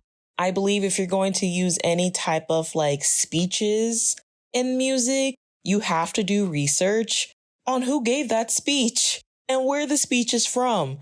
So I stand by, I believe that was a lack of resource, not lack of resource, lack of research. And just being like, oh, this sounds cool. Let me just put it in the music. Not doing like a completely full background check. And I have said that before in certain instances as well, where people will take things like that and put them in like artwork and not really knowing most of the time the background history of what they're putting into the work. And some may know, and they're purposely doing that, which again, I believe it's up to the viewer to form an opinion whether you're okay with that or not. And the only thing, I will say it here on the podcast, the only thing I didn't like about that situation, well, there was two things. I'll start with the biggest one. I am upset because I really do feel like the people that were bringing that speech to light were holding on to that for about a year. I don't know if any fans of BTS or BTS Army that listen to us remembered this, but we had heard an example of that speech back in 2019 in one of their documentaries. I don't remember which one it was, but I do remember it was one of the ones that was shown in theater because me and Macy went to go see it. And I remember they had played that when they showed Yoongi working on D2 in the hotel room because they were on tour at that time. And it was, again, in 2019. So you would have thought if people had recognized that speech and knew it was a Jim Jones speech, they would have said that right then and there, and we could have avoided this whole thing, especially at the peak of Black Lives Matter. And like I said, when George Floyd was killed. But I find something very sinister of people who knew where that speech had came from and like waited for a moment like that when like all racial tension between everybody was super high and use it as a way to bring him down did not sit right with me. So that was the biggest problem I had with that whole thing. And my second was, I do personally wish that Yoongi himself had said sorry. At that time, he had said sorry through the company. Now, they did the right thing by taking it out. But I wish he had made a personal statement, because when he was doing his little radio show, when Jungkook got in trouble hanging out with his friends around COVID, even though it was still the beginning of COVID and it didn't peak like that in Korea when he went out, but he still got backlash. So when he was a guest on Yoongi's little radio show, he actually apologized. Jungkook apologized for hanging out with his friends when he didn't need to. But that is something I still think about even to now. I do wish Yoongi had publicly at least said something about that, but I don't hold that against him. Again, that is my own personal, I personally don't hold that against him. And I do not blame, like Nafees was saying, with the Muslims that were offended by Namjoon sharing that song. I do not hold anyone to any type of I don't look down on the Black people that were truly offended by that and left the fandom completely. That's their right. I keep saying this when it comes to race and religion. We are all not monoliths. You have a right to feel how you feel, especially when it comes to something that offends you or doesn't offend you. Just don't attack the people that didn't feel offended, and don't attack the people that did feel offended. Again, easier said than done. But yeah, I just wanted to bring that up because I never really talked about it. And especially at the time, I didn't know how to talk about it. But I do believe as we're doing this podcast more and as I'm speaking more, I'm getting better at explaining how I feel about certain things. Because obviously, if you have been listening to us long enough, I'm still a fan. I'm still here. But yeah, I just wanted to let that be known. So let's get back to this episode. That's kind of funny because I think we started our podcast around that time, and I didn't talk about that because that's what I was talking about, of people getting offended or not, especially when it came to the Black community when all that happened. No, see, that was a big whoopsie. That was an actual mistake. That's something they should have looked into. Yes, and I blame people not doing more history of that speech, but I also heard that samples also in a Post Malone song, but I don't listen to Post Malone. So where's Post Malone's backlashing for that? Is it because he's a white man? I mean, Yoongi's also white. Yoongi's Korean. Right, but we're talking skin color. That boy is pale. He's honestly not that pale. Really?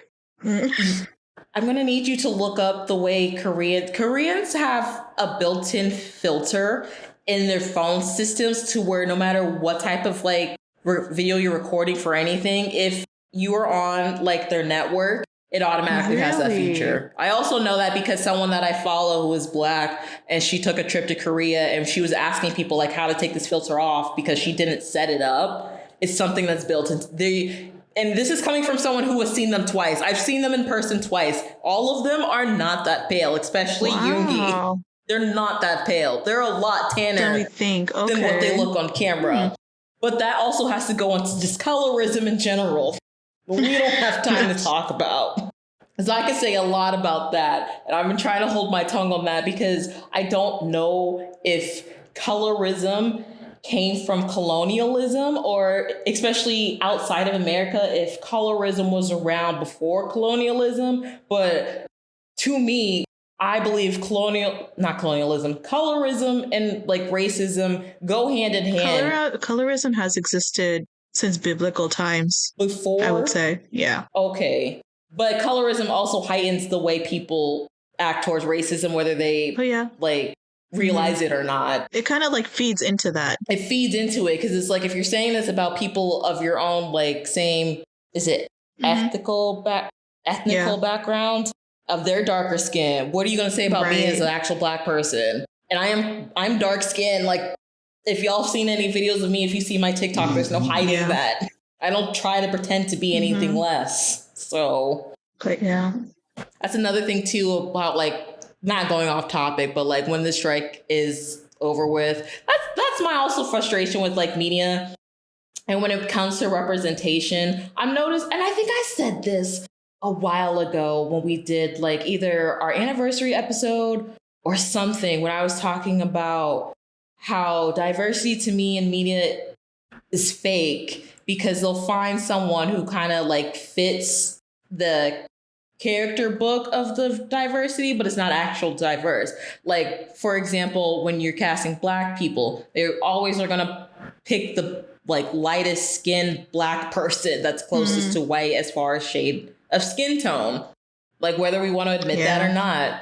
Like, I know Hybe is doing some type of global girl group that's going to be on Netflix, which is interesting, like a survival show where you can vote for them. So like in Hyphen and Siphon, like them? Yeah, but it's going to be like on Netflix, and they're not like all Korean, like they're from different parts of the world, and they're all from like different backgrounds and like races and stuff. And there's like 2 Black girls on there, but I was like, wow, not even just the Black girls, because, you know, people always erase dark-skinned Asians. I was like, wow, they really did the paper bag test on these girls, didn't they?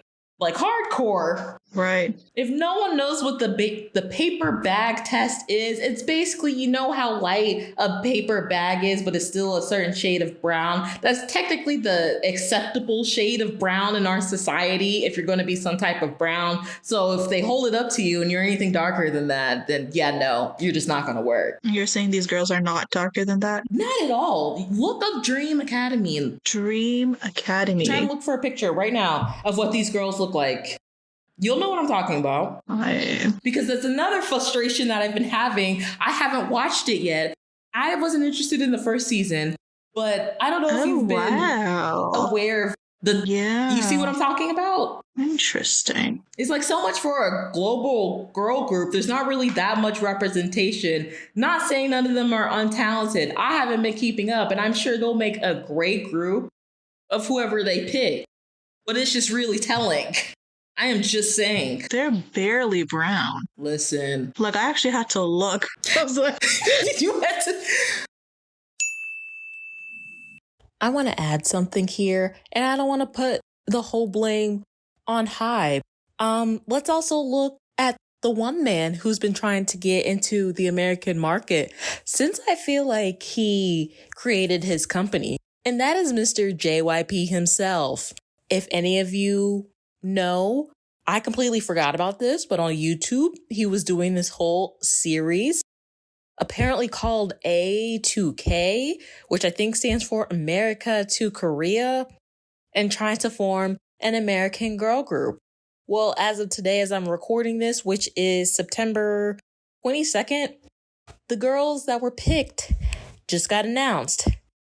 Same thing that I said about Hybe and the colorism. And I do think one girl is Black, but you have to squint. So yes. Another thing too, with JYP specifically, and me and Macy had actually talked about this. If you listen to the first like hour of when we did guessing our favorite Wanna song, we were catching up in general because we haven't talked in a while at that time. And we talked about JYP, and we both said how we really don't like how he's run not only young girls, but women. There's some disturbing, like, I don't want to say, I'll say rumors. There's some disturbing rumors about a particular artist that JYP had the Wonder Girls around when they were minors, when they were here in America. I'll give you initials. He's a Black man. First initial starts with R. Last one starts with K. But anyway, because apparently they were friends. I don't know if they still are or not, but they used to hang out. I should tell you something. Anyway, in that group, apparently, one of the contestants is 13 years old. 13 years old. I don't know how old the other girls are. I just know the youngest one who got chosen, and apparently, I was seeing a TikTok of a person I follow who was keeping up with the show. And it was interesting to me when he had said the way JYP acted towards her. And it seemed like in his eyes, that girl couldn't do any wrong. And like, she was very favoritized by him. Does not sit right with me at all. Again, just wishing for the best for those girls. Wish them a good career, happiness, safety, and all that good stuff. But yeah. Nafees, this is why I can't be doing these ramble episodes when I'm like tired, because I start getting more real like I've been. I'm noticing. I don't know if that's dangerous or not, but I mean, it is a podcast about what you're thinking. That's true. Very true. How old are these girls? I don't know. I don't know much about it because I've said this a million times. I'm not a competition girly. I don't like survival shows. I never have. Whether it's making groups, established groups. They can vote via TikTok and Weverse. Okay. Yeah. 17. Okay, they're like 17, 15-ish. There's a 21-year-old, 19-year-old, 19, 20. So I'm guessing it's like 15 to 21 range. Okay. Yeah. So still young. And another thing about that too, because I had brought up Scooter Braun earlier, I don't know if it's been announced who is managing that group once it's formed. I don't know if they're going to be under Hybe America or Hybe Korea. Yeah. Like Hybe. That would be interesting if Hybe itself like actually managed them. I mean, there's been a lot of stories of how foreigners are treated in Korea, so I just hope the best for them. Whoever gets picked. That's what I was going to bring up, is I don't know if you've been keeping up with the gossip of Street Woman Fighter 2 season 2. No, I have not. So, because I didn't watch the first one, and I didn't watch Street Man Fighter. I used to love like watching dance shows. Like I used to watch America's Best Dance Crew, but I had stopped after high school. That was the last time I really was like invested in dance like that. So it's been a minute, but there's just been a lot of talk because apparently this season they want to decide to bring, I think, only 2 international groups. And one of them is named Jam Republic. And Jam Republic, I guess, is a very, well, I don't know if it's Jam Republic, if that's just the name of the crew or that's the name of the whole company. But like they employ like dancers. And when I say dancers, I mean, these people have like some resumes on them of who they've worked for or choreographed for. And I know that one girl that's on there now, Kristen, like she's worked with artists like Rihanna, Justin Bieber, just to give you some names. But there is one girl on there who is Black and her name is Latrice. And just from the clips that I have been seeing of how she's been treated has been interesting. I found some websites, actually some nice people on Twitter when I asked where can I watch the show, to fully watch the show to get a better assessment besides just clips. But it's not looking good. And it's, especially this one girl, there's like one girl who's like really after her, like named Relic. And they cut the scene out too, apparently, where like Relic had said when they were supposed to go up against each other and battle, that battle wouldn't be fair because Latrice's body is made for hip hop. And she's crying. And she made Latrice cry. But they cut out Redlick saying that and Latrice crying, but they keep all the times Redlick is crying. Damn. Yeah. See, it would have been different. It would have been different if she said that like as a joke. You know, like no, she was dead serious, tears and everything. Like because she is a bigger body, because she has a body of a Black person and a Black woman, that just automatically assume that she's good at hip hop. Like every Black person's good at hip hop and dancing. We're not. Sorry to break that to you guys. We're not. Or Love Chicken, right? Or singing. But not only that, things are coming out where there was that. And then when they were, I guess, choosing which choreography to do, they had to make up their own choreography for like, what am I trying to say? Not a competition, like a challenge, I guess, where they would get like different girls from each like dance crew to do someone's choreography. They ended up picking Latrice's, but it's because they thought it was the easiest. But when you actually look at the dance, it's the one that's more in line with like the beat of the music. And then when she was trying to explain like her way of the dance, because she's not Korean, I think she's actually from Australia. I think she said that, but she doesn't know Korean language. So I'm sure there's people around like translating for Jam Republic. I don't think any of them speak Korean. And every time I see clips of them, they're speaking English. But they were like, well, you're dancing to the beat of the music and not the lyrics. If you needed help understanding the lyrics, you could have asked us. But it's like, you don't. That came out that apparently they be dancing to the lyrics and not the beat. And some of them didn't are like choreographed for K-pop groups. So now everyone's kind of like, is this why K-pop, like some K-pop dances have been looking weird lately? Because they're not dancing to the point of the music, which is the rhythm and the beats and the instrumental. Yeah, that would make it look very awkward. So then there was that, and then realizing like Latrice actually her dance was the more like difficult as far as technicality, so they're all complaining about that, even though they picked her dance because they said it was the quote unquote easiest, but it really wasn't. Something to whine about. And honestly, and then that one girl Relic like Red Lick from the clips I've seen of them like doing the dance and like doing the music video, even though Latrice is supposed to be the leader, but she's taking over and trying to act like the leader and tell people what to do to try to overpass Latrice. It's just a mess. It's just a mess. And I wonder if that beef is like real or if they like force them to do it. See, that's what I'm saying. I don't know if it's edited or not, but no, from what I've been seeing, Redlick seems like that type of person who was never told no in their life. So she gets away with a lot of stuff. And if she ever does get told no, she just starts acting like a victim herself. And I also said this too, because a lot of people like online would say like every time they see her dance, it looks like she does mostly like hair choreography because like she's always flipping her hair around because she has long hair. But it's like, girl, do something else besides like flipping your hair and twirling. Like there's more to dance than just that. And I was like, this is another example of colorism. I'm going to be so honest, and pretty privilege. A lot of the people I've seen defend her seems to stem from pretty privilege. And even as I've seen her dance, it's like she's not a bad dancer, but she's not the best dancer. And she's so arrogant about it when someone who does show up like Jam Republic, who are actual great dancers, that seems like they've been in this game for a while. I can't talk about everyone else. I don't know how long they've been dancing or choreographing or whatever. But it's like when you see people that are better than you, and you don't know how to handle that because you never surrounded yourself with better people to try to improve. That's what annoys me. Like, the girl really needs to be humbled. I'm going to really need her and her team to like get kicked off. I'm so sorry. Her team has to take the fall from the way she's been acting, but it's just been ridiculous. Is that an ongoing show right now?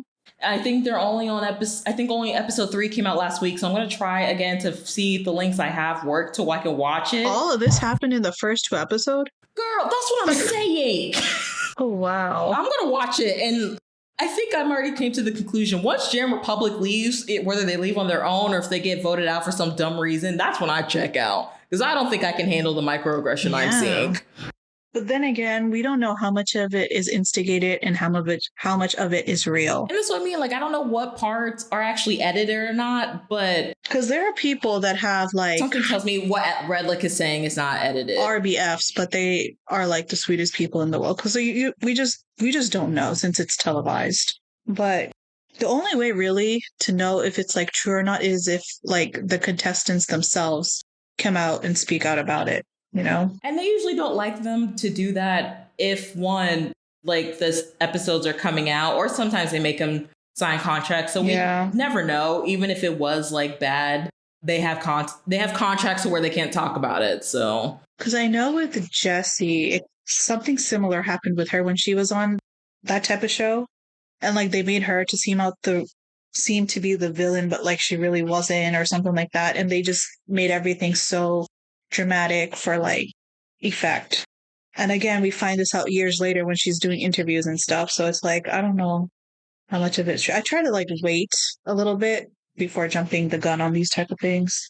That's why I say I need to watch it in full. Yeah. But how many episodes are there? I just told you 3. No. Like like the total. Oh, I don't know. Because that's another thing with Korean variety. And I think some dramas, I think there are times where they're still like filming them even when they release them. So I don't know. Yeah, they don't all like film it all at once and then release them like weekly. I think they still be in the process of making them and releasing them at the same time. However, when that clip did come out, I'm just letting you know, I did have to make... Say what? I said when that clip came out, just to let you know, I did make a tweet. It was mostly about the body thing because that really bothered me. So just to let everyone know what I said, I don't know how many times we have to say this from any minority group, but subtle racism, especially when it comes to those stereotypical beliefs, like me and Nafees just named off a couple of them, is still harmful because a lot of the times they can lead to the outright racism. Yeah. So just to let you know, the subtly, and sometimes that hurts more. I feel like I've said that before also, than the outward one, but they can also lead to the outward one. Regardless, it's what you say or what you physically do. So just be careful. As I'm going to keep saying, not every race is a monolith. What you see a group of people doing doesn't mean everyone does that. Especially in the climate that we're in today, it's better to be careful than to, say or do anything without thought. I mean, if you care, you also have to just care. Yeah, you just have to be human at that point too. Which many of us forget sometimes to be. Or to treat others like humans. So, yeah. Was there anything else we wanted to talk about? No. V's album is great. Go stream Layover, guys. When did his album come out? On Friday, as we're recording this. So it's good. I'm going to be honest, like that type of music, especially when I was younger, is music I don't usually listen to, but he did it in a very well way to where even people like me who mostly focus on like faster beats, heavier styles of music of like hip hop or rap or even just pop music, it's still enjoyable to listen to. It does calm at least me down a little bit. It's just like nice, easy listening to music. Some inspiration from like blues, soul, R&B, gospel, jazz. Because we know that's the type of music he likes to listen to, like on his own. And he said that before. And I'm really happy he was able to put that in his own album. I'm not going to lie. I still would have enjoyed it, but I would have been like, why is he doing like a hip hop song? And that's not like his personality outside of the group. So that's the one thing I've been enjoying about these solo projects. They're more focusing on the type of music they want to release, and that aligns more with like their personalities outside of BTS as an ensemble. So that's good. It's been nice. It was so funny because you know how Jin and Hobie, like they're still allowed to post sometimes like on social media. Jin went on Weverse and was like congratulating like Taeyong of his album release, but he was also like, he got into a conversation with like other guys, his military unit, and they were comparing like if Jin or Tae were more handsome, and Jin was trying to pretend not to get offended, and he's like, but there was a moment where I turned around where they couldn't see it, like shed some tears because I am supposed to be the only one that's the most handsomest in this world. I was like, Jin, I missed your humor though. I got a good laugh out of that. That's good. Yeah, I'm glad to see they're doing somewhat well. The others still have to go. We have not heard from Yoongi since he finished his concert and he announced his enlistment. Like the next day he announced it, and it's just been silent from him. But if I'm going to be honest and not assume too much, I'm not surprised because I'm sure he's taking the time to just do whatever before he has to go. Probably see friends and family or just chill and like literally do nothing. Like we don't know. And I also don't know if he has to go to active like duty or if he's doing the civil side. Because I know he got surgery on his shoulder, but that also depends if they examine him to where they don't think he can still do the active duty. Because I know when you do civil, that takes a little bit longer. So, because the active one where you're like in military branches, I believe is 18 months, and the civil one's about like almost like a full year. Or 2 years, my bad. It's a full like 2 years, so it's like 24 months and not 18 months. Okay. But I also would expect like him and probably RM2 to like hit their enlistments the longest because they're very, I don't want to say workaholics, but they really care about what they're doing, especially in music. So for him to have to like take a real break from not making music like that, I'm sure he's also having to deal with in this time. So like the people that are saying, where is Yoongi, or if he like secretly enlisted without telling us, which I don't think he would do at all. The space he needs. Like, just give that man. Yeah. Let him be. Just let him be. Let him process however he needs to process. Yeah. Let them all process how they need to process. Update as I am recording this, as of September 17th, that I'm recording this, it has been announced that Yoongi is going and doing his service on the 22nd. I was slightly right. I'm actually a little scared, but maybe I'm just being observant. So he is doing like the social service and not active service, which again, I had a feeling because of his shoulder, even though he got surgery to like get it fixed, I don't think it was in the condition, or they must have medically came to the conclusion that it wasn't in, what am I trying to say? Like the right condition. There it is, for him to do active service. So he is going to do like a 9 to 5, which will be interesting because it's kind of like a public service type job. So he might do like, I don't know how their postal service works, but it's kind of like that here. I know when the rapper BY went, he was actually in the police department. So maybe he'll do something like that. I really don't know. I know Shonu was a kindergarten teacher, so it really could be anything. Shonu from Monsta X. But Yoongi's going to start that and basically go to like orientation on Friday. And I don't know how long that's going to last, but then he's going to do basic training for about 3 weeks. Cause I believe every man, no matter if you do active service or the social service, you do have to do the training and then go back to his job. And it is going to be a little bit longer. I had said 24 months in this. I don't know where I got that number, but thankfully on mine, it's 21 months. So it's like 3 months lower than what I had said. But anyway, we wish him well. We all wish him well. I know a lot of armies are sad. It is okay to express any type of feelings you have towards this, whether it is sad, whether it is crying. Like, it is okay. Don't let anyone like de-evaluate your feelings or like tell you you're not allowed to feel these things, because we all care about him. And yeah, listen, to keep my hopes up, like we all keep saying, the sooner they leave, the sooner they can come back. Okay? Because I'm ready for all 7 to come back. And we still have 4 to go. I think I will be okay with Namjoon leaving when this gets announced. But again, y'all, just check up on me. Just check up on me.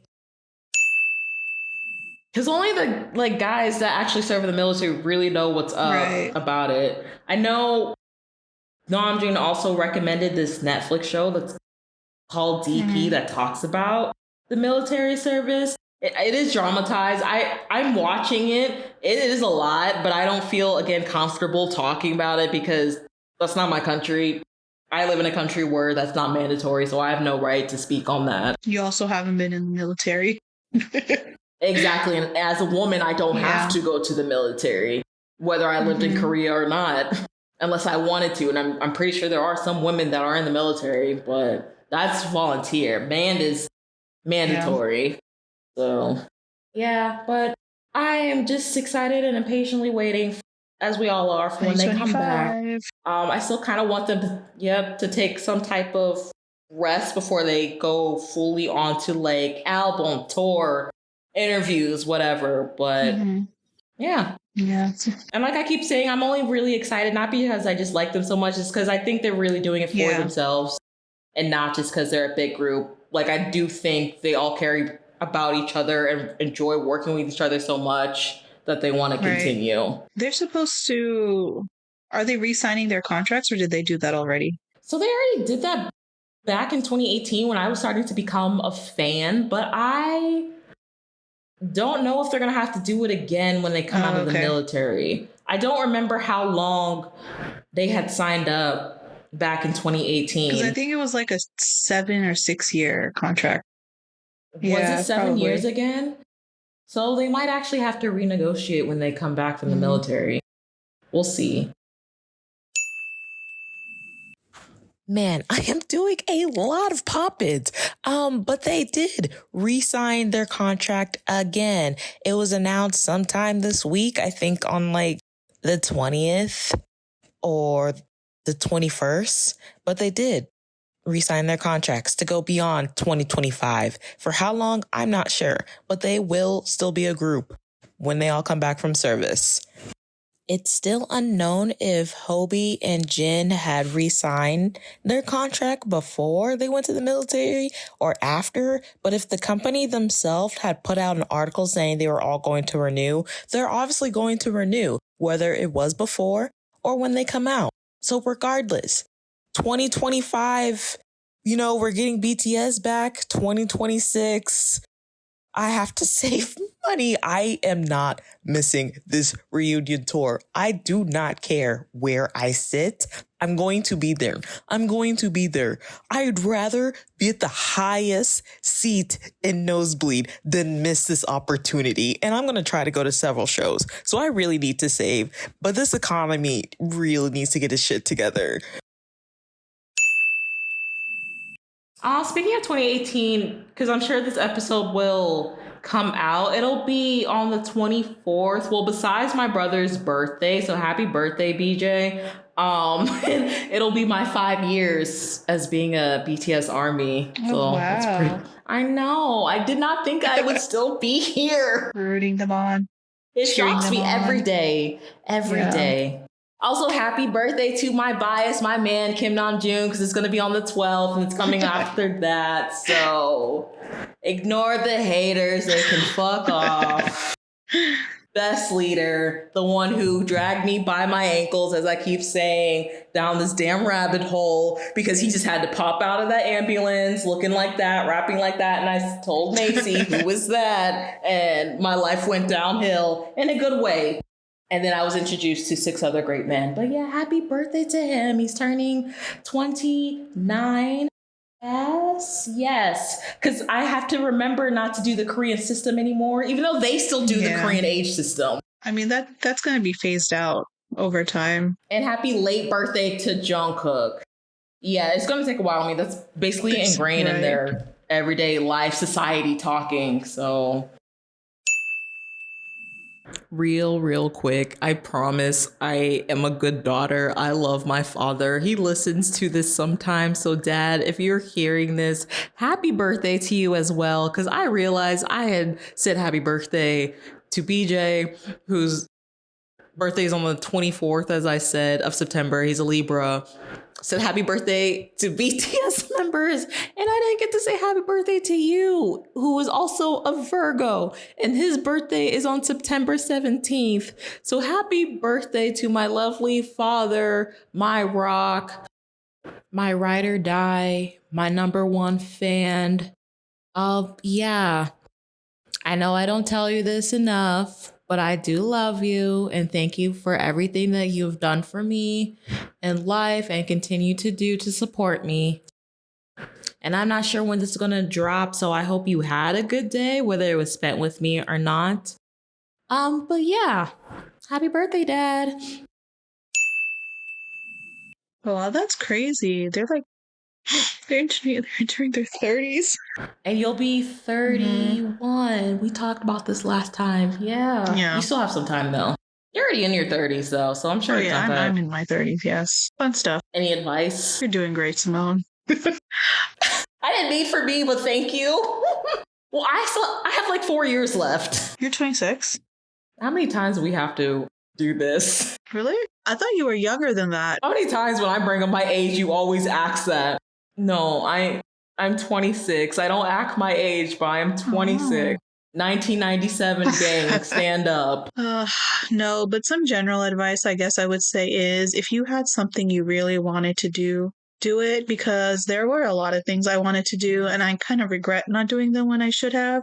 So do it. If you need to go on that vacation, take that vacation.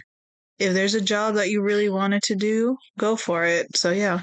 That's my main thing. There is not an age limit on life, and I need people online to stop thinking once you pass 25, you're basically in the grave. A lot of ageism talk has been, since forever, and I know always in K-pop too, but again, that goes to my thing of them needing to stop debuting children.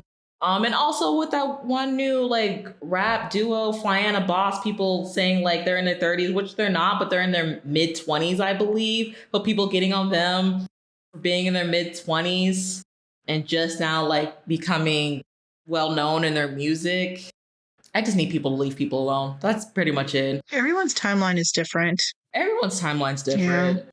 I learned that the hard way, so I'm just letting y'all know everyone's timeline is different.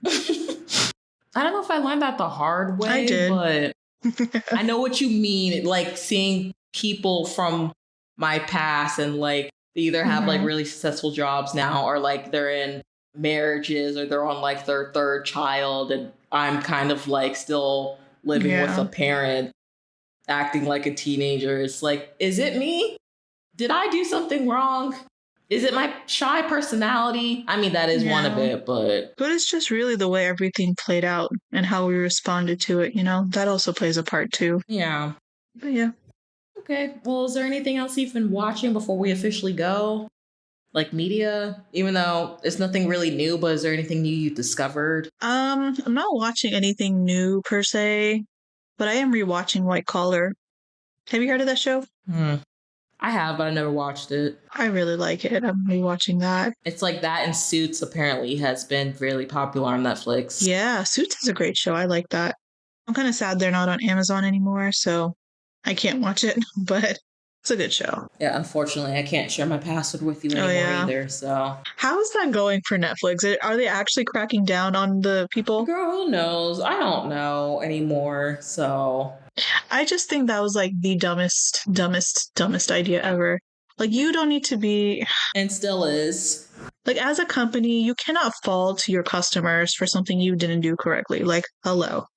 We're really going to end up going back to cable, if we're being honest. And I don't know how that's worked since, especially now, I watch a lot more like international shows than like regular shows. So like if we did go back to cable, how would that work for me finding these shows? I don't know. But currently, I'm watching it as it's coming out. So I'm watching this K-drama called Behind Your Touch. It's pretty cute. The lead guy in it took me a while to realize is the same lead guy in my other favorite drama, Because This Is My First Life. He plays a cop in this new one. Yeah, it's basically about like a vet and something happens during a meteor shower to where now when she touches like animals and people's butts, she can like look into their memories. He's also in Because This Is My First Life. I just said that. Was that the one you were talking? Is that what you just said? Yes, girl. That's what you just oh my said. Gosh. Anyway. Oh my God. This is the same feeling I have when I tell my dad stuff. No, you said he played a police officer. He doesn't play a police officer. I said he plays a police officer in Behind Your Touch. Oh, okay. Yes, or detective. But I was saying I had recognized him for Because This Is My First Life. And in this show that he's in now, he plays a police officer or a detective, really. But maybe I misspoke. My bad. But yes, him. I like him. The show is cute. I had watched Mask Girl. That one was interesting. That one was dark. That one lady that's in The Glory and a bunch of other stuff too. I usually like her character. I can't think of her name right now. But this one, she really had me annoyed. Mask Girl is good though, if you haven't seen it. That's on Netflix too? It is on Netflix, unfortunately. And I'm also watching that superhero one that some people have been talking about that's on Hulu called Moving. Oh, I heard things about that one too. Yeah, it's good. I like it so far. I'm only on like episode 4, but yeah, it's about some of these kids have like powers. I don't know if their parents do as well. And then there's this one guy going around, I believe, killing the parents, and we don't know why. So I did not recognize the main lead because she was also the main lead in Happiness. I never watched that. Oh, what else is she in? Worlds of Two Worlds. You've told me about that, and I haven't watched that either. Yeah, she's the lead in that, but she looks so different in this show. That was like, oh my goodness. Yeah. Which one? The movie one I just talked about? What does she look like? Is she a student? Is she the student or? She's the main girl, the one with the glasses. Okay, well, she's not main girl, but I know who you're talking about. She's the mother of the main guy. Yes. Mm-hmm. She's playing the mother as the main guy. But yeah, I heard that. Yeah, that's pretty much it. Sorry, go ahead. Yeah, good. You good? Oh, okay. No, I saw you doing whatever, just making sure. No, I was just ending. I was saying that's pretty much all I've been watching or can watch. Nothing American? I was trying to think, but no. I was also trying to watch the show we said we were going to do, and I've just been procrastinating on that, so I am going to rewatch that. If you still want to do it, unless you want to do something else. What is that playing on? It's on Hulu. Then I can watch it. Okay. Yeah. Yeah, no, nothing American. Okay. I did say I was gonna watch that one show that America Ferrera used to be on that's on Netflix that looks interesting, Ugly Betty. I never watched it before. It keeps coming up on my recommendations. It looks interesting. Okay. There was this one anime I was watching. I still kind of am, but I haven't watched it, like the new episodes. It's called, I think, Zom 100. And it's basically about this guy who works at like a company, and he, like all of us, he hates his life and he hates the company and hates working in general. And then all of a sudden a zombie apocalypse like breaks out. So like now he's using the zombie apocalypse as a chance to do stuff off his bucket list that he was going to do if he wasn't working. Oh, that's interesting. I mean, it's very cheesy, but it's like, yeah, it's funny how it had to take a zombie apocalypse for him not to be able to work anymore. He can start living out his dreams. Is that where we are headed? Is that where we are headed? We might be. We actually might be. It might take a zombie apocalypse for us to actually like chill out and do things we want to do. I mean, it took COVID for us to realize a whole bunch of things, so I wouldn't be surprised. And nothing changed. Yeah. And nothing changed. So you know what? Maybe the zombie apocalypse will make them work. Like Kim Kardashian said, no one wants to work anymore. So they might get the zombies to do it. Possibly. At this point. There's no room left for discrimination at that point either, too, so. Who knows? Maybe they'll find a way to discriminate the zombies. I don't know. Or like the humans and the zombies and the robots that take over our jobs. I swear, people in history, like 100 years later, we're going to be like, what is wrong with us 100 years ago? That's if we ever change. If we haven't changed at this point, then I don't know what. That's why I'm titling this like losing faith in humanity. Because I don't know anymore. All right, well, this is another long one, so we're ready to almost wrap up because I still would like to take a nap. I kind of still need to do laundry. Oh, I have to do laundry too. That's been piling up. Man, being an adult sucks. But I was going to say, though, for what it's worth, there are still good humans out there, good people out there. Enough people are standing up and being consistent with what they think is right. So there's still some hope left. Yeah, I think a lot of it. And there's something I didn't touch on that I'm not going to because we've been here long enough and I'm ready to go. I didn't talk about the brick situation that's been happening on TikTok, but it really just boils down to coming back and building a sense of not community. I keep doing this. No, yeah, community. I almost said communications, but I ended up saying the word I wanted to say. Of building community. Like it starts like small with community and then branches out to more like as you see like with the unions and stuff. But just the way some people are and think, it's a lot harder to do that, especially with our, at least American society, heavy like individualism that we have here, where it's like, if I don't want to do it, I'm not going to, or if it doesn't benefit me, then what's the point? So it's trying to break out of that mindset. I just don't know where to start for that. And it takes more than one or two people to actually want to break that. But if not enough people want to break the people that want to make change, then we're not going to go anywhere. I agree. And with that thought, with that thought, that food for thought, hopefully when we come back, we can talk about more happier fun times. I keep bugging Brianna to tell us about her trip in Seoul because we both have questions. I especially have questions of someone who still would like to visit, but I have my own concerns. And yes, those concerns heavily are because I am Black. So I just need to know from one Black woman who I personally know and not have to go on like YouTube and stuff and like see all the negative stuff when it may not be the case. Right. I just want to know. I'd like to know too. Yeah. Not like say here is a total utopia and people that visit here or live here are just like it's Disneyland and even Disneyland is corrupt. But again, at least I know places I can go here where I'm relatively okay it's different when you go somewhere you don't know or unfamiliar. That's also why I'm trying to improve learning this language to like navigate a little bit better. So, but yeah. Which we have our class coming up soon. You excited? It's been a while since I've taken those classes. I hope the girl that was teaching last time is there again. But we'll see. But it'll be fun. Looking forward to it. Yes. And then I guess we will plan for the rest of this year, which is almost over, which is crazy. So look out for that. Again, I don't know when that's going to be. Our schedules as of now are a little all over the place. So when we come, we do. I think that's why we also do such long episodes. But thank you for sticking around if you have stuck around this long. I also noticed when I say like comment of how we're doing, I didn't realize until I was listening to a different podcast, I may not have the ability to see that, especially if they're listening outside of the country. And what type of platform they use. I don't know how to get access to those. So if you have been, I'm not ignoring you. It's just I have no way to communicate. But thank you. And hopefully they're positive things.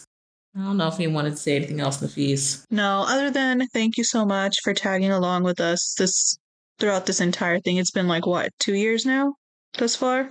Almost. Our third year is coming up in November. And I didn't know if we wanted to do something for that or not. But yeah, we've almost been doing this for 3 years. But yeah, thank you for tagging along with us. But yeah, like Simone was saying, if you have anything you want to let us know about, you can always email us or contact us through our social media on Instagram. We just have Instagram, right? You don't have TikTok?